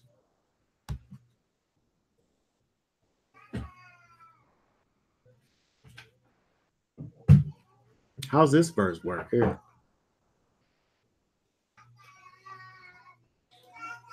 How can we seek after the Almighty with a hard heart and our animal soul?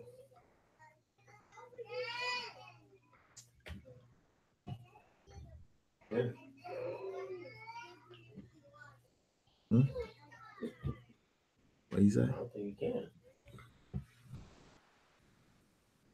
The animal. Your animal soul just wants to be fed, right? It just wants to be Carnal. pleased. Because we think about animals.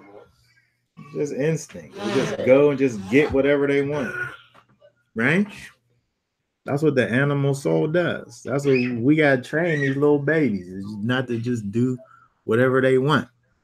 Right. It's just natural, just human behavior. Like you just want to do things that make you feel good. Yeah. Yeah. Right. So how can that be changed first? I don't know if it can be changed first, right? It can't be.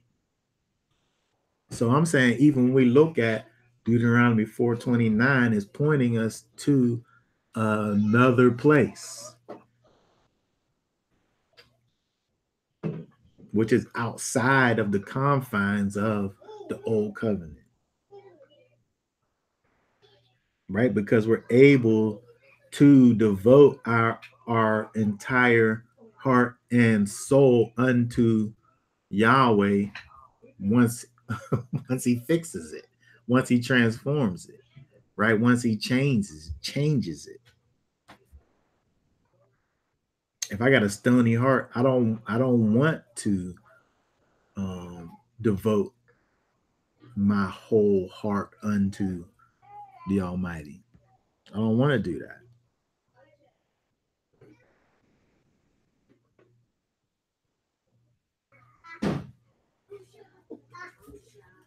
When we think about the old covenant and how it relates to the new covenant, the only way into it, the only way into it is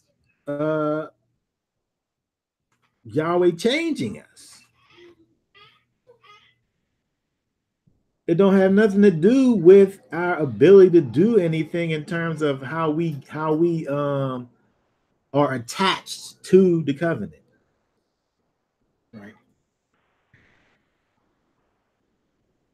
But again, from an old covenant perspective, we can't really see that. We can't fathom it from an old covenant perspective, right?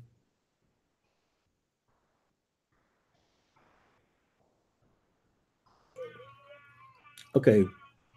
Anybody have any thoughts, comments, or questions about that? Yeah. Laid it out. When you were talking on the phone, we would had you on the phone, we were listening. I was thinking, I was praising Yahweh because he said his word not going to return on him void. It's going to accomplish what he sent it to do and prosper in things whereunto he sent it. And then he was saying, not by might, not by power, but by my spirit. And he always has a remnant to carry on that truth. And now we're the new remnant in the new covenant to carry on the truth to these little ones. Mm-hmm. What a blessing. And Shabbat Shalom to everybody. Mm-hmm. I stopped by the congregation of Yahshua before I got here to see how they were doing real quickly. That's why we're extra late. Mm-hmm. So please forgive us. That's fine. Okay, so when we look down at let's see here.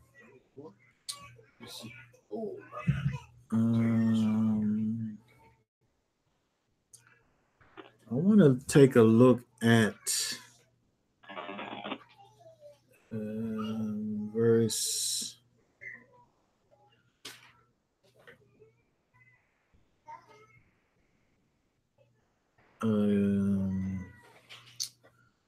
we look at 32. Read 32 down to 39. Okay. Well, let me put this on real quick. Yeah. Yeah. That must be messing me up. 32.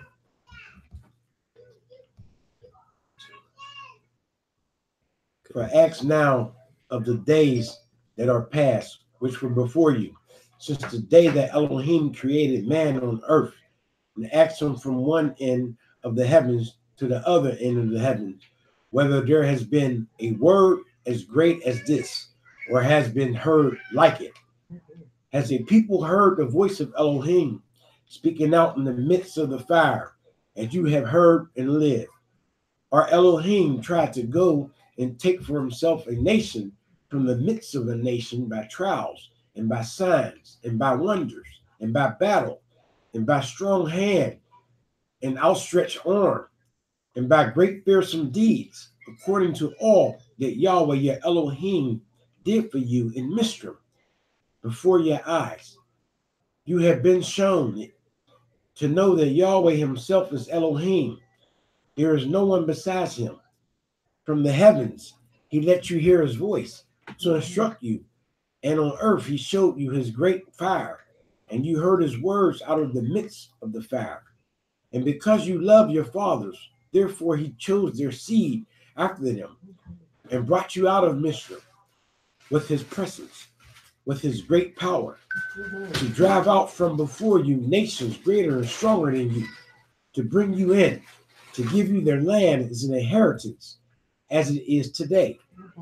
And you shall know today and shall recall to your heart that Yahweh himself is Elohim in the heavens above and on the earth beneath. There is no one else. Okay, so at the Moshe at the end here is kind of like he's getting to like the he's really bringing it home in terms of convincing the people of who Yahweh is, right? All these other nations, we ain't never heard about no gods of these other nations going and taking out their people out from other nations, right? Where they at? Where's those nations that have a God that delivered them out of the midst of these other nations by trials and signs and wonders and battles and our outstretched arm, right? Those things they don't exist. But verse 35 says, "You have been shown it to know that Yahweh Himself is Elohim. There is no one beside Him."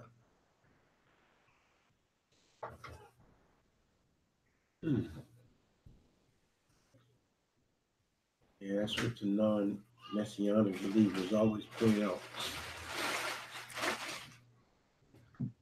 I like to point it out too because it's right here. Mm-hmm. Yeah, there's none beside Him. First of all, He is Elohim. He is a mighty one, right? Mm-hmm. He is Elohim, and there is no one beside Him. I see that when you think about that, um, again, it helps you to be able to understand Yeshua, right? Because when you think about this whole idea, right there, so this can cause a problem when we think about Yeshua. If we want to say, well, first of all, the main things that people say, well, he was a man and he became Elohim. Well, that's a problem because when did he become Elohim? And then if he became Elohim, so what is this? Does this stop being true that there's no one beside him? There was no one beside him for a while, and then there became someone beside him after a while, who is Yeshua, right? Right. But another thing is that when you think about, then you have other people who talk about Yeshua as being kind of separated from the Almighty, which again is a problem with this here. If there's none beside him, then he can't be something that's separate and distinct from who the Almighty is, because that's beside him. Right? If we take this whole book, and we see where it talks about Messiah as being from the beginning,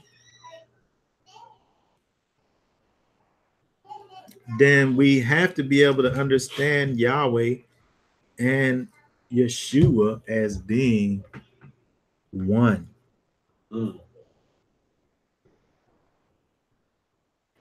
We don't have two, right?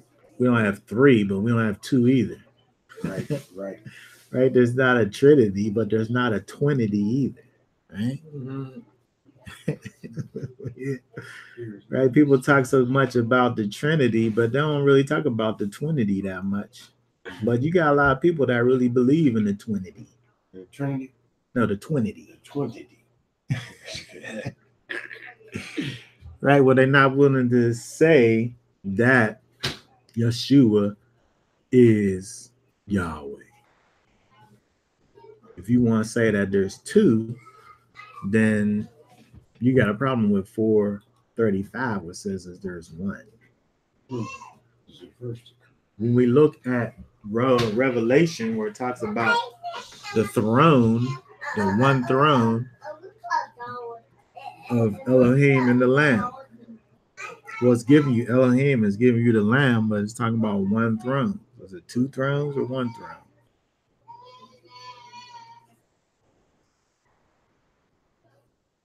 When we see the manifestations of the Almighty, like when we see with Abraham, when Abraham thought Yahweh was there with him. But while Yahweh was there with him, he was also in the heavenly of heavens doing whatever work he does in the heavenlies. So was there two or was there one? Jacob thought that, as far as his understanding, that he was wrestling with the Almighty. So did he come down and wrestle with Jacob and then but leave the heavenlies while he was doing it? Like he left his guard while he was in the heavenlies and came down and wrestled with Jacob and then went back? He said the angel, right? And then Jacob gonna win. Well, you saying as an angel, but I'm saying Jacob thought it was Elohim. Right.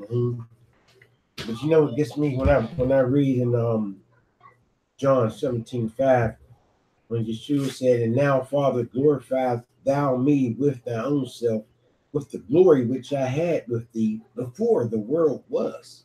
That's an interesting verse too. That's very interesting. So what is he talking about? Right there, he shared it. So he was in some position, right, before the earth even was. Right. Something happened with this whole incarnation thing when he came and walked around the earth for however many years that he did, and then he went back to from which he came.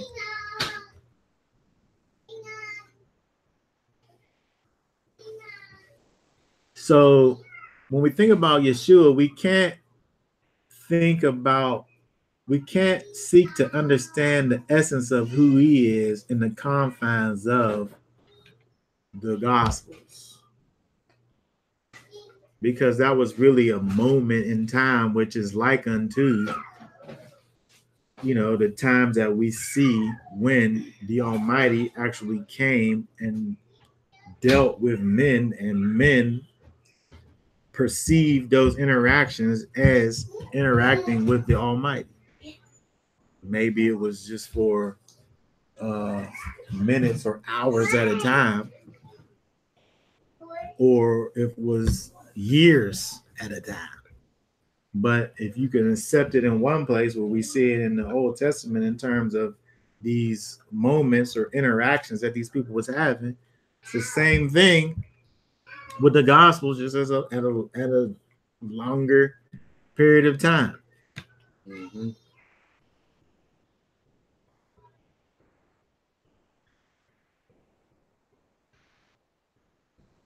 We look at even when we think about Moses having these interactions with the Almighty, was Yahweh and all of his glory on the top of this mountain? Obviously not, but whatever was there on that mountain, Moses interpreted that as being Yahweh, whether it was just a pillar of fire or a burning bush or what have you. So it's not like we have to, we don't have to look very hard in order to see the Almighty manifesting himself in different ways and it all being him. Like when we look at, I like to always look at Exodus 34. Actually 34 verse.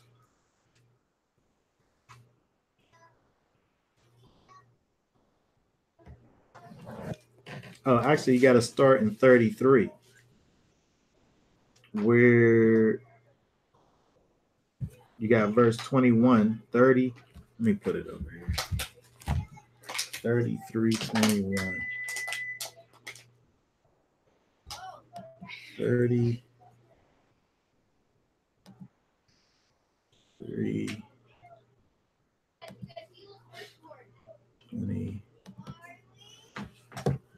Okay, so Yahweh says, "See, there is a place with me, and you shall stand on the rock." So Moses is already in the mountain, right? And Yahweh's there too, right? See, there is a place with me, and you'll stand on the rock. And it shall be, while my esteem passes by, that I shall put you in the cleft of the rock and cover you with my hand while I pass by. So Moses is next to Yahweh, and then Yahweh is going to cover Moses with his hand and pass by him at the same time.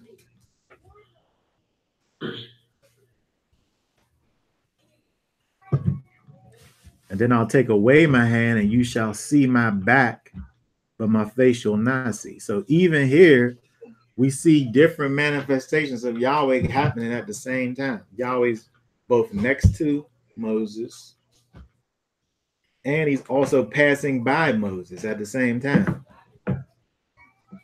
But it's all just one Yahweh, though. Right? Yeah. So we could see him doing different things, and then the same. We see the manifestation of that. That's what now he says what he's going to do over in 33, and then we look in 34 when it happens, right? So 34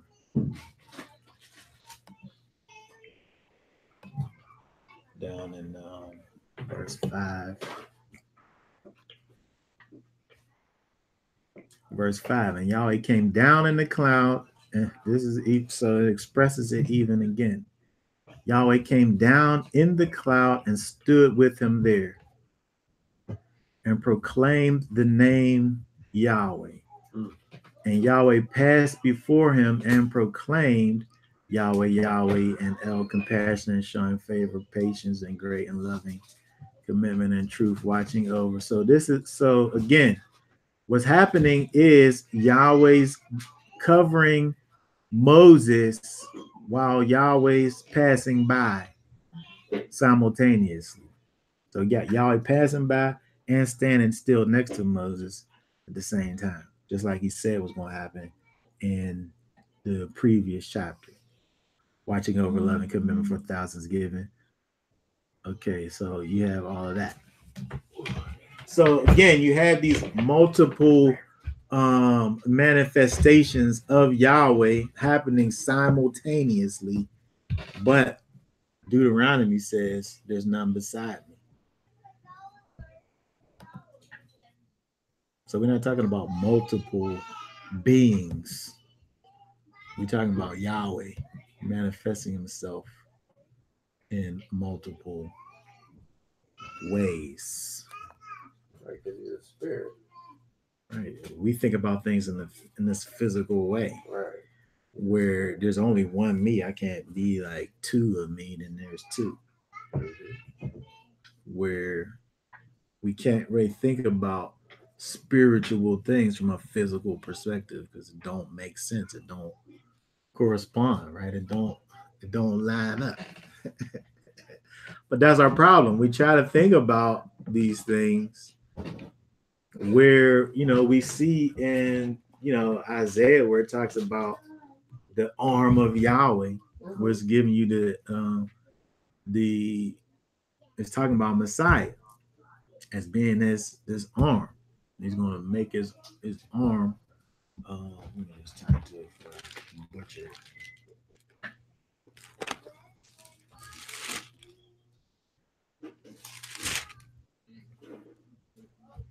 (52:10) Yahweh hath made bare his holy arm in the eyes of all the nations, and all the ends of the earth shall see the salvation of our Elohim. He's talking about Yeshua, but he's talking about him as his arm.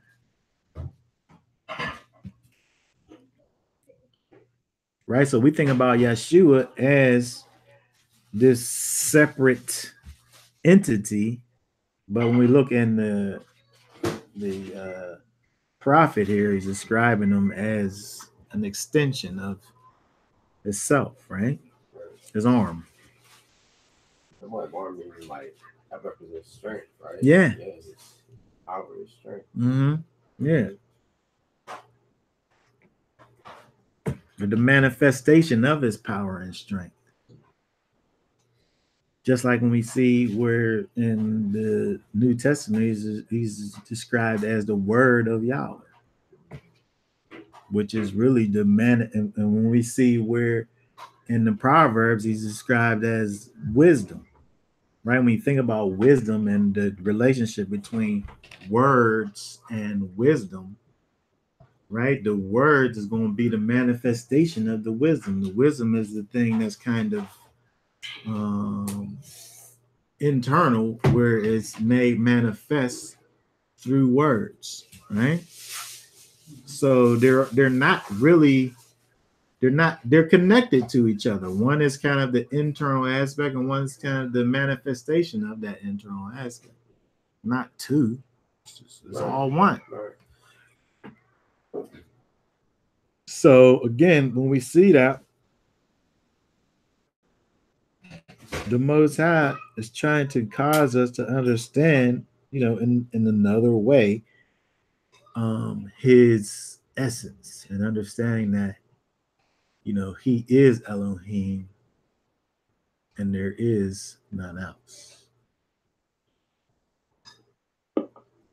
Here, mostly for the context of what he's dealing with is really in terms of, outside entities. But now we've turned this to even now we even got to think about Yeshua in this context. When here really he's talking about idolatry and things outside of who he is.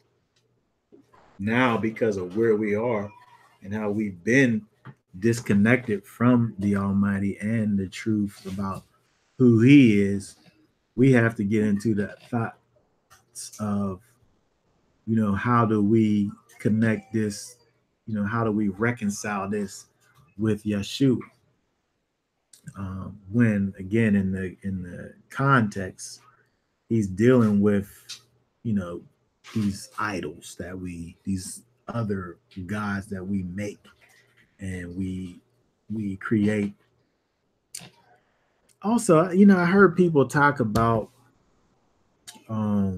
the thought of Israel acknowledging other gods, and I feel like chapter 4 really I feel like chapter 4 causes me to think about the fact that I can't. It's Yahweh's almost making a mockery of these other gods, as if to say that they're not real. Where I've heard people talk about um, these other pagan gods actually being um, like real gods. So here, do we see an example of Yahweh just diminishing the power of these other gods, or just waving them off as even being real at all? Because to me, it seems as if he talks about these people how you worshiping these things that you just had made. It don't seem like he's giving credence to these other so-called gods as being anything. Right, but not. But that's just like saying, like, if I'm this person who is like superior to this other person, and then I could talk about this other person like he ain't nothing to me. Is that what he's doing? Or is he saying that these things don't even exist?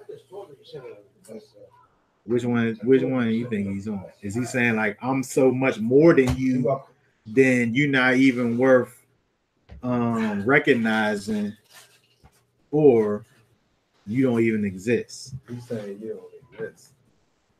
Yeah, he's saying it don't exist because if you think about it, It doesn't. if there's another entity or God or something that people create, you got all these other religions and they got some kind of physical idol or something. They created it. My thought, because I thought about it too, was what gives that idol power to be considered a god is people put their energy behind it to make it real. So if they create a system around it and everybody goes, they essentially is real to them. But he's saying that's fake. It's vanity. It's not. It's nothing because it's not providing them with anything. It's not. It's not behind their power, but they're putting themselves into whatever it is. It kind of gives it power because they are moving around that. Like it's Yeah. I think that I heard of people who give credence to these other guys, not to say that they're over the Almighty, but that they're real. Right. And I feel like when I look at this here, Yahweh saying, well, what great things have they done? Yeah. When have your little gods came and delivered anybody from under some other nations by acts of wonders and signs and things? When have you? I feel like he's saying that they don't exist. It's like I had a little vision real quick. It's like, okay, somebody's falling or you save somebody's life and then a falcon flies over and you give thanks to the falcon because you be like, oh, the falcon gave me the strength to do that. Now they create an idol of a falcon and be like, it saves life, but the Most High probably gave you the strength of the moment to do that act. Mm-hmm. And I feel like too, what we was talking about before is like people kind of feel like they need like a vision of something to worship. You know, it's hard to be like, I worship this entity that you can't see, touch, feel, you know. But back then we had that. It was a physical kind, you know. It was something that you could witness to be like, this is actually real. But then when he leaves or when he doesn't manifest himself, it's like he's not here. It's like it's not real to acknowledge and worship. It's just like when they came out of Egypt, Moses went on the mountaintop for a little while. They made a calf. And then said, this is who brought you out of Egypt. Right. Right. Worshiping the calf. They done made something. Well, it did exist. There's calves, Yeah. But to go and say that this is who brought you out of Egypt, Yeah, that took a little too far. it's madness. Yeah. Brother Tony, what about that verse over there in Isaiah 42, verse 8? That's one of the verses that we do every week. We have like a series of verses. Hold that on, we let me read. go there. 42, verse 8. Jimmy O's on the phone there. That's one of his verses that he does. What that say? I am a Yahweh, that is my name, and my esteem I give not to another, nor my praise to idols. That's deep. I have King James, so I has graven images. Okay. Like So King of James. course, Yeshua wasn't around back then in the flesh. That is.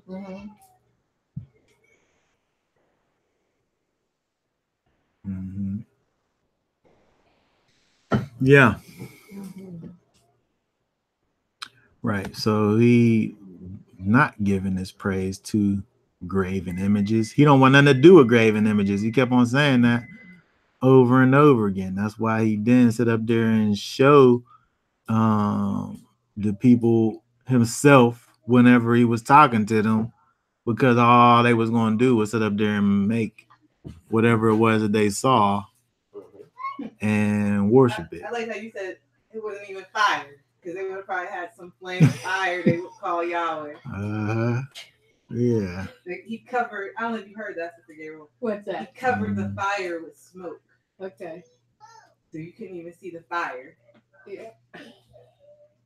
That's how he was. Yeah, when we went up in the mouth. Yeah, I was listening to you guys driving over. He didn't want to show no image. Because we ain't gonna do nothing but worship it. Because again, that is what our soul wants to do. Our carnality, our physical appetites want to be able to touch something, see something. Right? When we supposed to be thinking about this from a spiritual perspective, which transcends our senses. Our carnality want to be able to look at something and touch something and feel something and see something. But deep too, what's that scripture talking about? He dwelleth not in the temple made with hands. Basically that his spirit dwells within us. Yeah. So it's like it's like we trying to find something to put his spirit into, or an idol to look at to be like his spirit's in that, but we supposed to be looking at each other and seeing Yahweh and his character, us. and his character being manifest through us walking out in his righteousness. What you said earlier, Brother Tony, when we were driving over here about those images that they put out there and how we have to fight hard to get those images out of our mind. The little, I'm saying give peace a chance, little fingers and little long hair, little. I don't know. They all got the little finger signs, exactly, little hand signs. I don't know what that's. You see them everywhere. You have to rebuke them. Don't let them capture us. You know what it means? No, I don't know what it means. Oh, that's the Baphomet. Well, I know he do the same thing. He pointing up and he pointing down. All that stuff is crazy. That's the Baphomet statue. You ever see that? Where he's pointing up with two fingers and pointing down with two fingers. Oh, okay. So he's not saying, I'm saying give peace a chance. He's not doing old Beatles song? Okay. As above, so below. That's what it means. Oh, okay. Okay. It don't make sense to have something that's supposed to be giving you a picture of Messiah, and he's doing the exact same things as something that's giving you a picture of a half goat, a hermaphrodite half goat. They tried to create the most wicked idol ever for that. And that's who the Beatles was talking about. Oh, really? Yeah. Oh, okay. All right, so okay, so when we look at this, again, we see what's going on with Moses here with what he's doing with the people, making the plea for the people to do these laws, statutes, and commandments. Teach them diligently to your children, diligently guard and keep these things. But what I'm saying, when I look at this, it causes me to see the way in which I'm able to diligently keep these laws, statutes, and commandments is being reconnected back to the Most High. Is being able to receive that spiritual heart transplant and give me the ability to be able to love the Almighty with my whole new heart and my whole new soul, and give me some new strength to be able to carry out the things that He would have for me to do. Do you believe Yeshua is Yahweh in the flesh? Yes. I don't know what else He could be. Right. Because if he's not, then I believe in the Trinity. What? Yeah. If Yeshua is not one with Yahweh, then I believe in the Trinity. Oh man, I gotta use that. Right? People talk against the Trinity, but they say things that propagate the Trinity, which is Yeshua and Yahweh being these separate entities. Which, from the beginning, we see He says it 2 times here in Deuteronomy chapter 4. He says it in 30. He says it in 30. What did you say? If Yeshua was what? If he wasn't, you believe in the Trinity. What would you say that? How do you say that again? I said that Yeshua. I'm saying that what we see in the Bible is Yeshua as being a manifestation of the invisible God. Right? If Yahweh is the creator of heaven and earth, and there's nothing that can contain Him. Right? There's nothing that can contain Yahweh. Right? He's too vast. He's, lack of a better word, big. He can't fit into any container. Right? The earth is His footstool. Right? So therefore,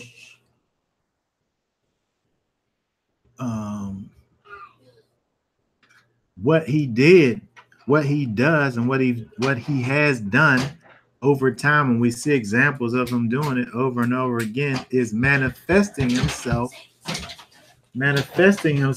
in ways that people are able to deal with Him, right? So again, we look at the forefathers, they had all of these experiences, and from their perspective, they experienced the Almighty.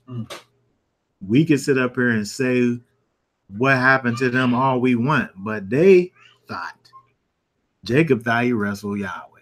That's what he thought. And I can't go off of what I think is happening. I can only go off of what he thought happened. Abraham thought that he had food and served it to the Almighty. That's what Abraham thought. And I could say what I think that was, but Abraham, I gotta say what Abraham thought he seen. So when we look at these different things that's going on, we see that Yahweh made Himself known to people in earth. What was that verse you was going to give in Deuteronomy 30 something? 30. He says it in 32. Is it? Wait, 35 and 39. 35 is unto thee it was shown that thou mightest know that Yahweh, he is Elohim. There is none else beside him.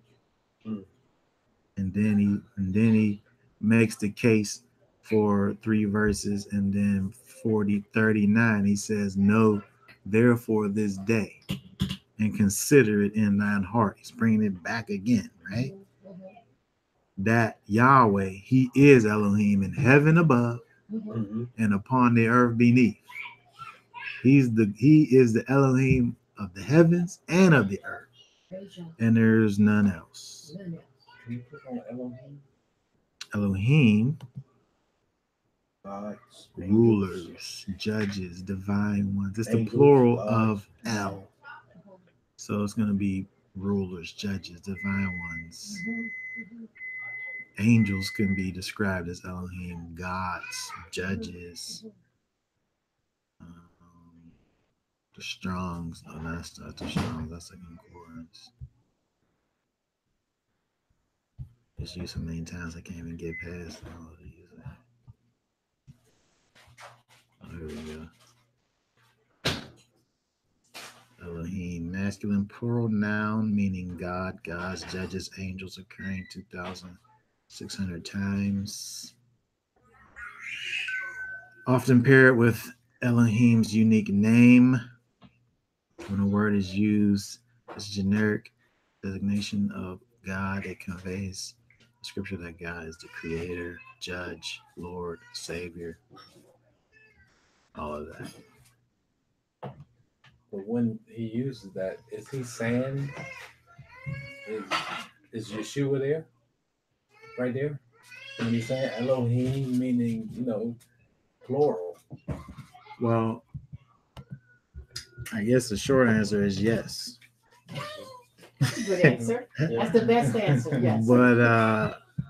But when we look at who Yeshua is in terms of how he's described to us, again, if Yeshua is creator and he's the word, and then we look back, in Proverbs where it talks about wisdom. So what created everything? Was it the word or was it wisdom?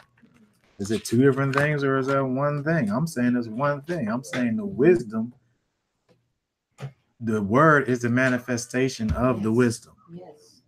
Right? So when we think about Yeshua is the manifestation of the Father.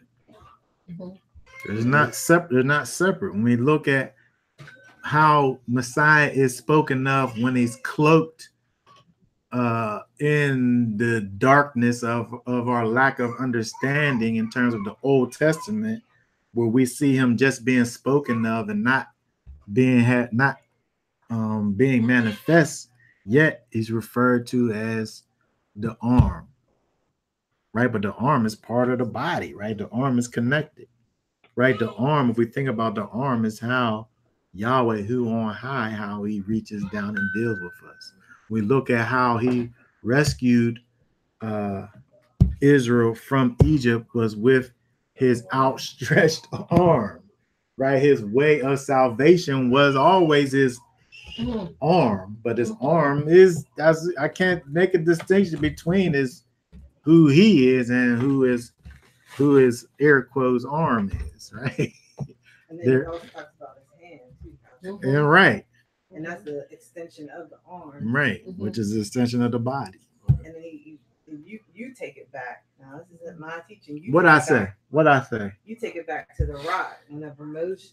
Yeah, I brought that up earlier, right? So you got Moses in the cleft of the rock, who's covered by the hand of Yahweh, while the presence can go by. So you got in one situation Yahweh in multiple situations, multiple physical places where he's passing by, and then after I pass by, I'm gonna move my hand out the way so you can see that I done passed already.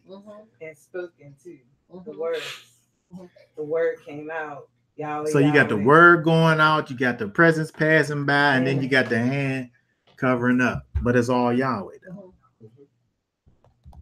Because So he's self-existent, omnipotent, omnipresent, omniscient. What's the word? He's all. What's the other word? Yeah. That you know he's everywhere, and what's that word that you? The new word. come on, you're on the spot. You don't know it? Nah, you failed. I don't know what you I'm talking about what word do you know? Your new word. ubiquitous. She's All right. ubiquitous. All right. Go ahead, brother. That's a All good one right. right there. Little man. Little man. Yeah. Ubiquitous. Very good. Yeah. So again, it's important for us to be able to understand who Yahshua is. You know, we could talk about this for a long time because there's many aspects to it. But when you just think about this whole thing and the idea of a marriage, right? Yahweh divorced his people. So in order to gain them back, he's going to have somebody who's not his own self marry the wife that he wants to get back. That doesn't make any sense, right? If I want my wife back, then I got to get her back. I'm not going to send somebody else to have them instead of me. I'm the one who want them back. But I can't take that harlot back, right? Because she done went out and transgressed so bad, something got to happen. So then that's why I'm a clean her up. Yes. I'm a transformer. But I still want her back though. I don't want for this thing that's separated from me to have her in my stead. I want her back. Right. So when we look at what Yahweh did in order to restore his relationship with his beloved, we can't think about Yahshua as being some separate entity. Right. He is a manifestation of his own self that has been sent in order to fulfill his task, which was to be reconnected back to his lost bride. So we got to be able to keep everything together. Well, so wait, so because Yeshua is the son. But again, you're the one who brought this up, right? We think about these things from a carnal perspective, and that's how we can understand it. So when we think about the idea of father and son, it's giving us this kind of a physical context so that we can understand it in our physical minds. But it's not exactly the same as how there's Hiskey and then there's me. And we're in one family, but we're two though. He's his own individual, where we can't think about Yahshua and Yahweh in that context, even though that's how it was presented to us. But again, if you think about what you were talking about, when you think about the idea of things that are spiritual and things that are carnal, we're given this kind of a thought to help us to be able to understand the spiritual thing. Right. So how you're explaining it, Yahweh, he when he manifested himself as Yeshua, he was no longer in the heavens. Yahweh. No, I'm not saying that. I'm saying just like when he manifested himself to the forefathers, he was on earth, manifesting himself to them, and he was in the heavens. He didn't like put on, I got you. I'll be back in 15 minutes, sign up, and then go down.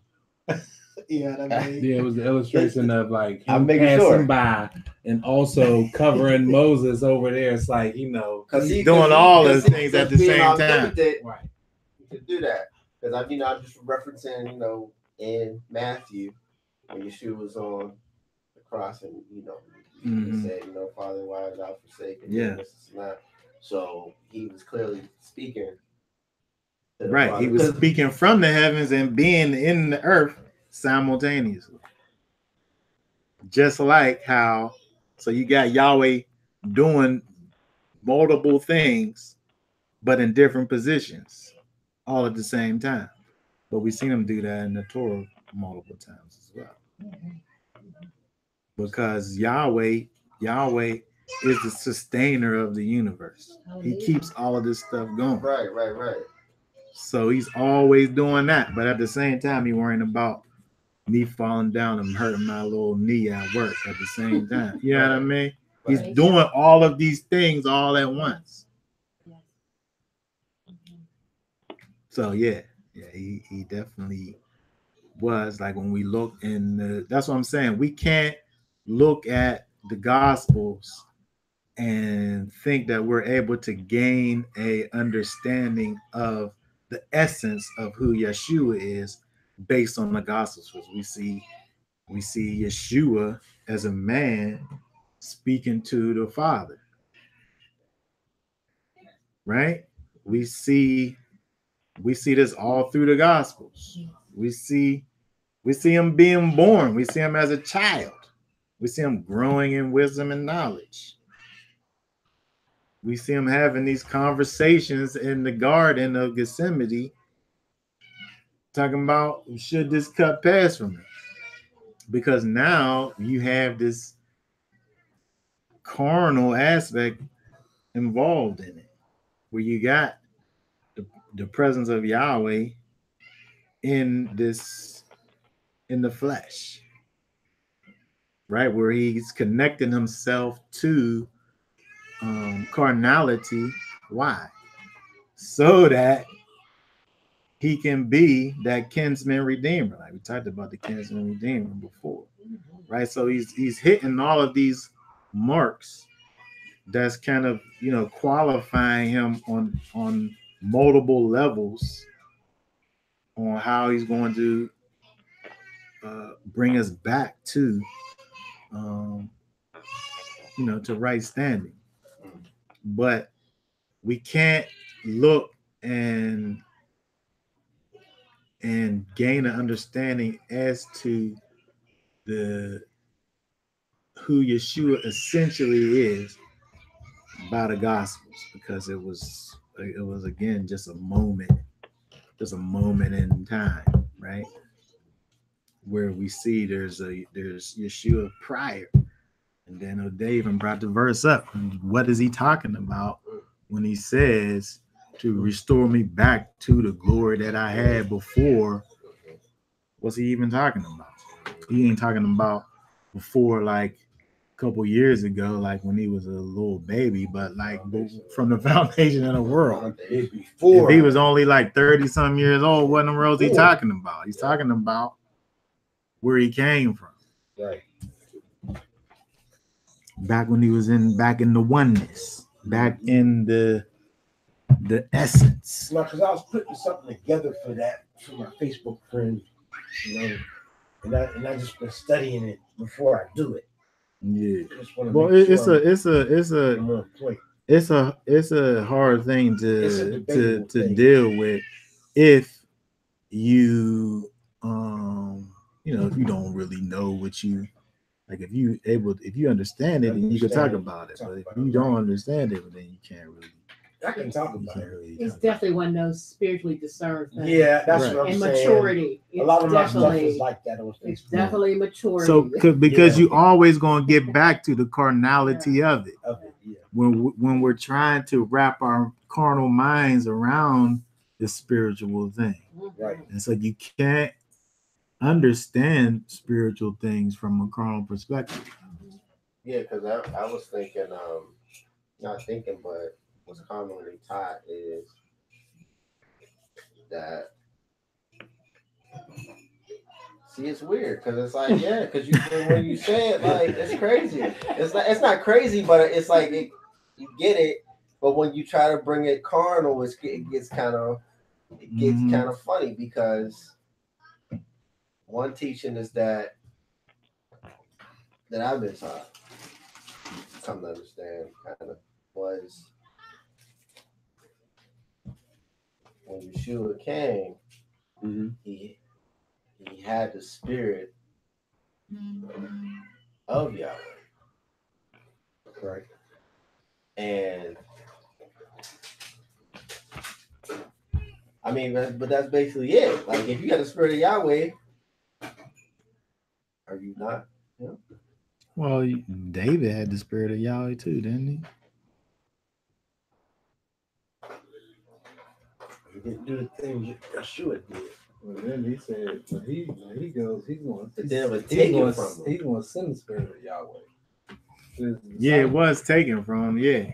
Just like it was taken from the other people who had the spirit of Yahweh. I'm just saying you can't just say, well, Yeshua, when he came, he had the spirit of it. Can't be the same thing like how these other people we could turn to and look and see who had the spirit of Yahweh. Right. It can't be that same thing because they was just men. But Yeshua himself equates himself with the creator.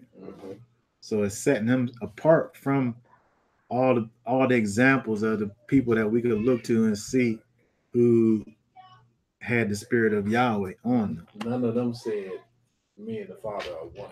Right. No. Right. And then he says, as you see me, you see the Father. Yeah. Why None do of you them said ask? nothing like that. You know? Right. So for him to say, yeah, when you see me, you see the Father. Yeah. That's He's saying that's some dry. things. Like I used to tell people years ago, I said, you ever heard the saying, if you want something done right, do it yourself? Say what you think Yahweh did. He entered his own creation, through his own creation, clothed with his own creation, walked among his own creation, and taught them. That's example. I said, then he turned around and died for his own creation.